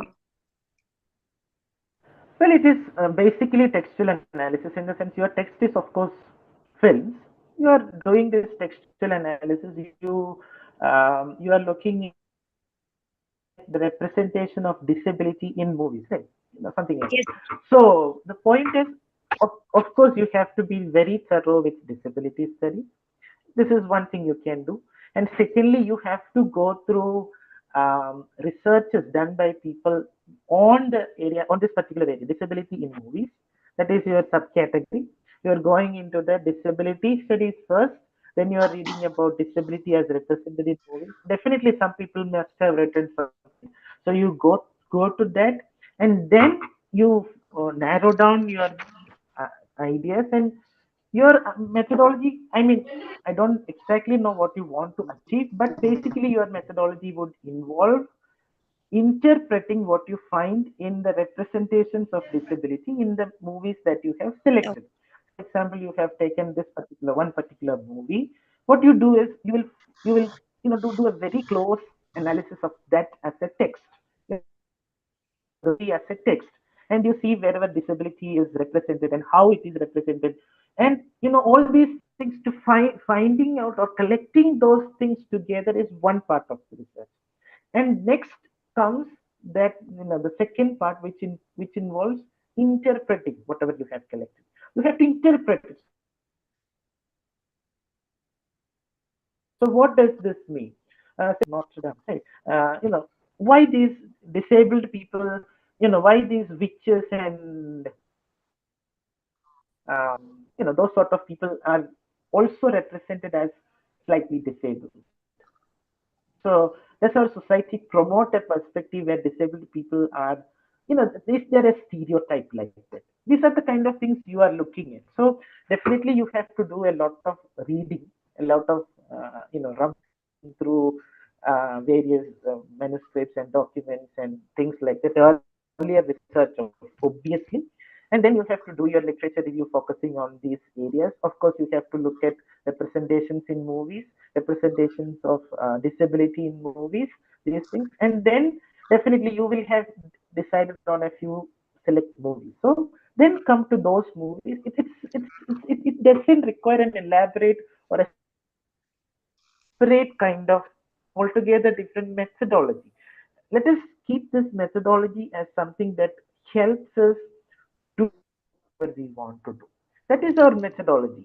The only thing is we have to write it in such a way that it looks, rather complex and complicated and sophisticated. But what you do is the same. And my point is, once you do it, come back and write your abstract on, or come back and because you will know very well how you have performed your research, and then it will look fine. That practical, never think beyond practicality, because disability studies, now disability studies may have you might think disability studies may have a methodology, representations in movies may have a methodology. Nothing like that. It depends on what you want to achieve. You want to see how disability is represented in select movies. Look at the movies, look at those elements, bring those things together, analyze those things, draw your conclusions, and then compare your findings with existing findings. Say, for example, there may be some people said that people are very considerate towards the disabled people, or artists have a very empathetic attitude towards the disabled. You can refute that argument. I'm just giving an example. You can easily refute that argument. Isn't films an art form? And why do these films represent there's disabled people as evil? So do we connect in some way people's disability with their moral, or with their values, these kind of things? And you will find a lot of things. This is the discussion, and this discussion and this analysis, you know let us be very honest about it. The methodology that we use with most textual researches in literature is the method of close reading, though we may not admit close reading in the sense the way the new critics formulated the idea of close reading, looking at the text, looking at method. Of course, we don't take the other part where they say you should not look at the historical biographical material. We will do that as well, but when it is the text, we will look at the text closely. We will put it close to our ear, close to our eyes, and we will forget about everything else. And that sort of close reading is what we do. But then naturally there is a question. Then people will ask, so your research is new critical, right? So it's an outdated theory, right? So what is it, right? The point is, think about new criticism and its method called practical, whatever it is. Even today, our examination systems in literature follow that. In literary criticism and theory papers, you always have a last question, or somewhere you will have a literary question which asks you to appreciate a poem or a passage or something that you have never seen. Critical appreciation, literary appreciation. This is the method that the new critics used, with having recourse to the biography. The difference with most research that we do today is we may be using this, but we may not call it close reading because we are using some other lens. The lens you are using here is the lens of disability studies. Now, don't confuse a lens with a methodology. Lens is something that you use to look at something. If you use a red lens, the world will look red. If you use a green lens, the world would look green. If you use the lens of disability studies, you will be able to find a lot of things regarding disability and its representations and the stereotypes, all these things in every text.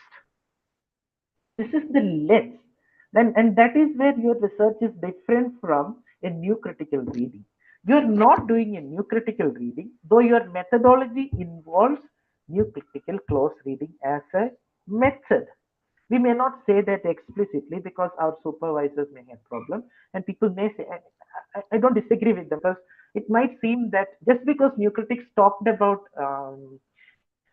close reading, we cannot say that that is their own. And whenever we do any close reading of a text, how can we say that that is new critical? No, any close reading cannot always be new critical, because if it is new critical, then definitely we should not be looking at the biohistorical elements. We are looking at those things, and that is when it can even become new historicist.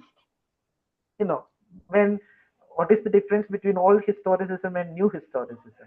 In old historicism, history was considered a subsidiary to literature. Literature was more important, and history is subsidiary, secondary.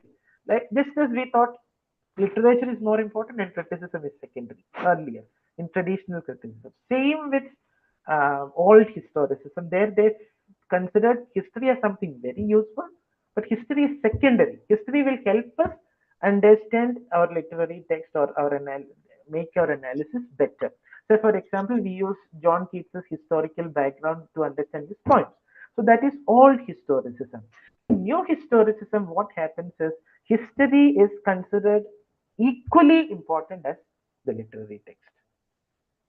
It is known as a it is not a subsidiary, it is a cortex. This is what Monroe's, these people, Stephen Greenblatt and all these people connected with new historicism said. The textuality of history and the historicity of texts. So, you may even be encroaching into those areas, but our lens is very clear. We are using disability studies as a lens to look at our data, to interpret our data, and that is why it is a disability studies reading of this. Sir, thank you, sir. So one more question, sir. Please. What are the challenges that I should be prepared when I'm selecting movies for this disability studies? The practical difficulties that I should be prepared when I'm selecting movies for my research work. Well, usual difficulties is whether the language of your movies is in English, whether the language is in English. Else you have to translate the script into English and all those things. Whether the scripts are available, else you have to make the scripts available. You have to make the script, whatever it is. And these are certain simple things that we face when taking a movie: language issue, script issue, these kind of things. Then another thing that we have to be very clear about is whether there is a comparative genealogical element involved, in the sense you are talking about films which is a particular genre of art. and you are doing it using textual analysis, and you may have your primary text, maybe some movies, but you may also have some literary, some theoretical text on disability studies as your primary material. Now what happens is, you are going in, not interdisciplinary, you are going across genres. Film as a genre, text as another kind of, books, or written matter as another kind of genre. Theory, there is theory. So what kind of impact is this making? Is we can refer to this word genealogy in connection with comparative literature, because on the one hand you are looking at movies, and on the other hand you are looking at text, in the sense books. So when you combine both, are you looking at, say, for example, influences? Are you looking at similarities and parallels? Because comparative literature and genealogy may have their own methodologies and theories and ways of doing things. So we have to stay, I wouldn't say that we shouldn't do that, but we have to stay clear of, our purpose is not to do a comparative study or a genealogical study. We are not worried about the genres. I think you aren't worried about the genres as such. So this is one thing you have to be wary of. And yeah, rest of the challenges will come and face you. Don't worry. Don't anticipate tragedies. All those things will come and face you, and then you will have a lot of fun encountering them. Practical difficulties will face you. I mean, why anticipate tragedy when tragedy is knocking at your doors? Like, not tragedy, seriously. It's fun. It's a good topic as well. Very good topic. I hope you will have a. Thank you, sir. Thank you so much. Sir, Yes, Rohini ma'am. sir, how important to introduce theories in writing an article, especially while writing a novel? Uh, if I want to write, introduce theories, how many theories should be introduced? Are theories important or not important? The point is, when we speak about theory, are we looking at literary theory post 1960s? That is one question we have to answer. I think that is what you were referring to when you said theory. But honest about it, whatever we write, we have some theory in it. Whether it is historical, biographical approach, whatever, in even a moralistic reading of a traditional reading, we have some theory. All of us have some theory. I have some theory of life. I have some theory how I look at life. You also have your own theories, and my theory may not be your theory. So we all have theories. In that broad sense, yes, we all have theories. But yeah, I know you are looking at the particular aspect where we are applying a literary theory to a text. These it is very important from a practical point of view to have a theory, supplementing your study, because something has happened radically. Something very revolutionary has happened in the way the research is done. Earlier, until the 1950s and 60s, research was done in such a way that we would take a literary text, and to understand that literary text, we would use a theory. Say, for not a theory with a capital T, but a theory like, say, historical biographical approach, or something like that. You use something, or you call it literary criticism. We use literary criticism to understand a literary work. This was what we used to do. Now it has turned upside down. Now you use a theory, you take a theory, okay, you are taking posthumanism, and then you are a text to understand posthumanism, or as an example for posthumanism. So the perspective has shifted, no question about it. And there are two ways of approaching it. One is to say that no, I'm a traditionalist. I want to follow the traditional way. I don't like these theories because they say a lot of, I cannot agree that there is no reality. I believe in God. So they say there is no transcendental signified, all these things. So, I mean, that is one way to look at it. Another way to look at it is in a fun way. Yes, it is tough. Literary theory can be tough, but it can be challenging, and beautiful as well. And I used to be a staunch opponent of literary theory during my student days and during my early teacher days.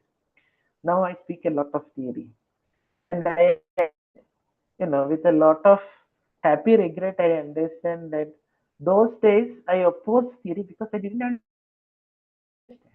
understand anything. I was getting something here and there, and like what people, those blind people who saw the elephant did. They said that the elephant is like a broom. Actually, they said that they should have said the tail is like a broom. Same thing I also did. I looked at some aspects of theory and I said, no, it's very bad. It is complicated, very tough. It is not literature. I came to the college to study poetry and drama and literature, and they are teaching me a lot of philosophy. What stuff is this? And I'm not interested in this phenomenology, deconstruction, post-structuralism.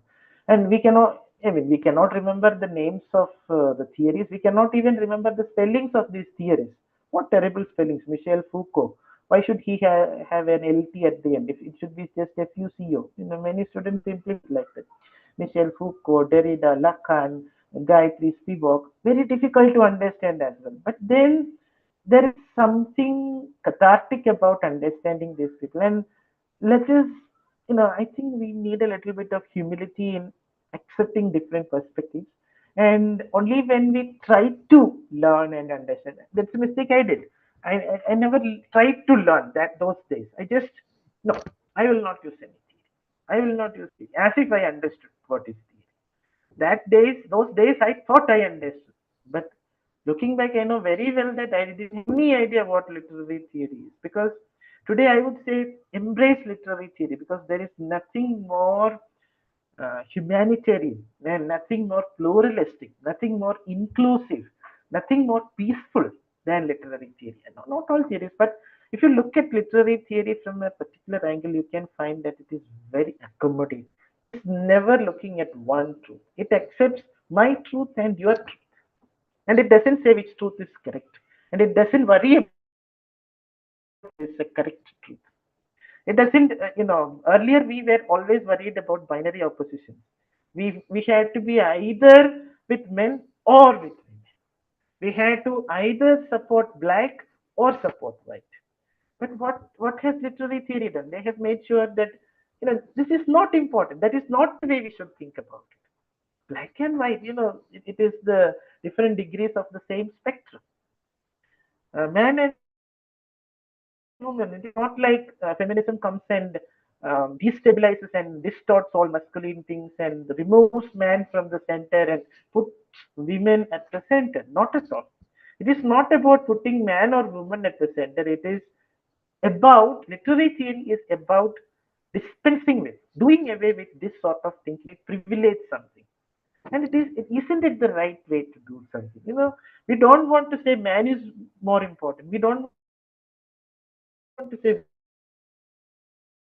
is more important. Why should we think who is more important? Let us have a more egalitarian way of thinking. So, in that sense, theory is good. Now, practical things. Now, when it comes to actually applying a theory, the biggest difficulty is we may not know that theory. So, to apply a theory to a text, it's very important we know first the theory. Two, we need to know how to apply a theory, and that also requires it is not like suppose I know deconstruction and I know how to apply deconstruction to a text. That doesn't mean that I just read something on post-humanism and I will be able to do a post-humanist reading of any text. No, everything has its own different ways of doing things. So I should know the theory. I should know how to apply that theory to a text. So in that sense, it is tough.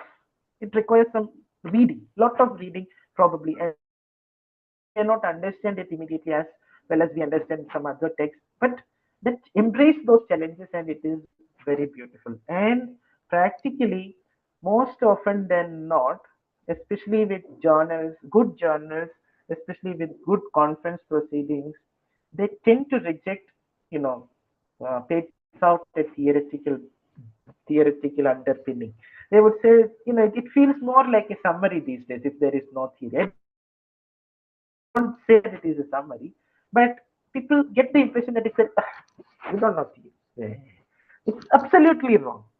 It's not necessary that we should be a theory maniac to survive. Absolutely not. But then the thing is, this is the trend. That's all. It's not something better than something else, nothing like that. But it's also good. So if we can apply some theories onto text, it will give us more lenses to look at things. And isn't it better to have new ways of looking at things? And that is the beauty of literary theory. So I would definitely recommend that we try it, give it a try. If you don't like it, fine.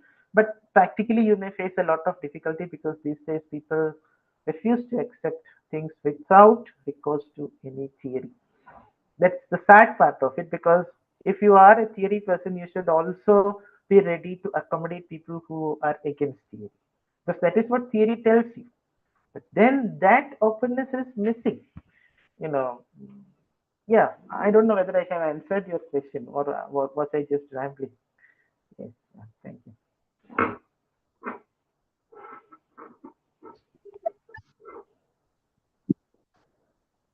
Hello, sir. Yes, ma'am. Shall we conclude the session, sir? Yes, Hope we ma'am. have to arrange for a separate workshop with you, sir. So many questions. Workshop in a Yeah, garage. workshop for research in literature. So Okay. many questions you have to answer, right, sir? I'm sorry, I missed the messages in the chat box. No, not a lot of questions, right? Okay, if you have questions, yeah, somebody asked me about my mobile number. Sir, I will collect those questions and I will send it to you, sir. No, I will not reply.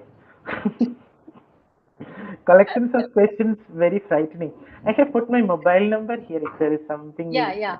If anybody wants to ask a particular question. Yeah, same questions they will post to you, sir. Yes, you can do that on WhatsApp. I use WhatsApp. If I don't reply today, don't worry. Maybe tomorrow. I'm actually down with fever since 2 days, and I'm happy that, especially these people who have turned their videos on. I would really thank you, because only because of your videos on, I could find some energy within me to speak. And people who had their videos turned on were very attentive and very cooperative.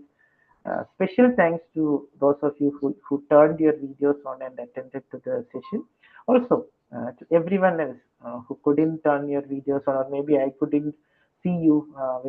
I'm not very tech savvy, so maybe I am looking at something else. But thank you so much. It was nice talking to you, and yeah, that's it. Thank you so much. And special thanks to SRM University Department of English and other foreign languages, and the organizers of this event, Dr. Sridevi and her colleague at the department.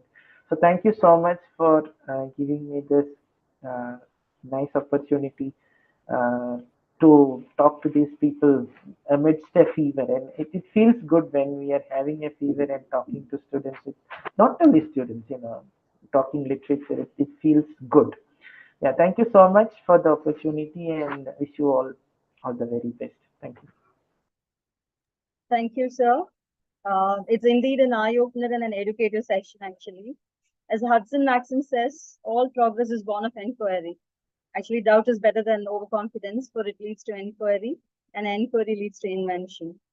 Research isn't about answering the questions, but rather about questioning the answers, to alert the intellectual to doubt, educate, inquire, and reason well in all matters, to reach out towards truth.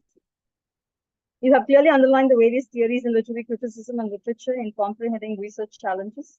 Your detailed discussion on the connection between the author and the work of art and the challenged assumptions would certainly facilitate a deeper analysis and the sparks of novelty for the welfare of the society at large, I guess. You have emphasized on addressing issues, mapping them, and practically applying those in research in one's own domain, reflecting the researcher's credibility and integrity.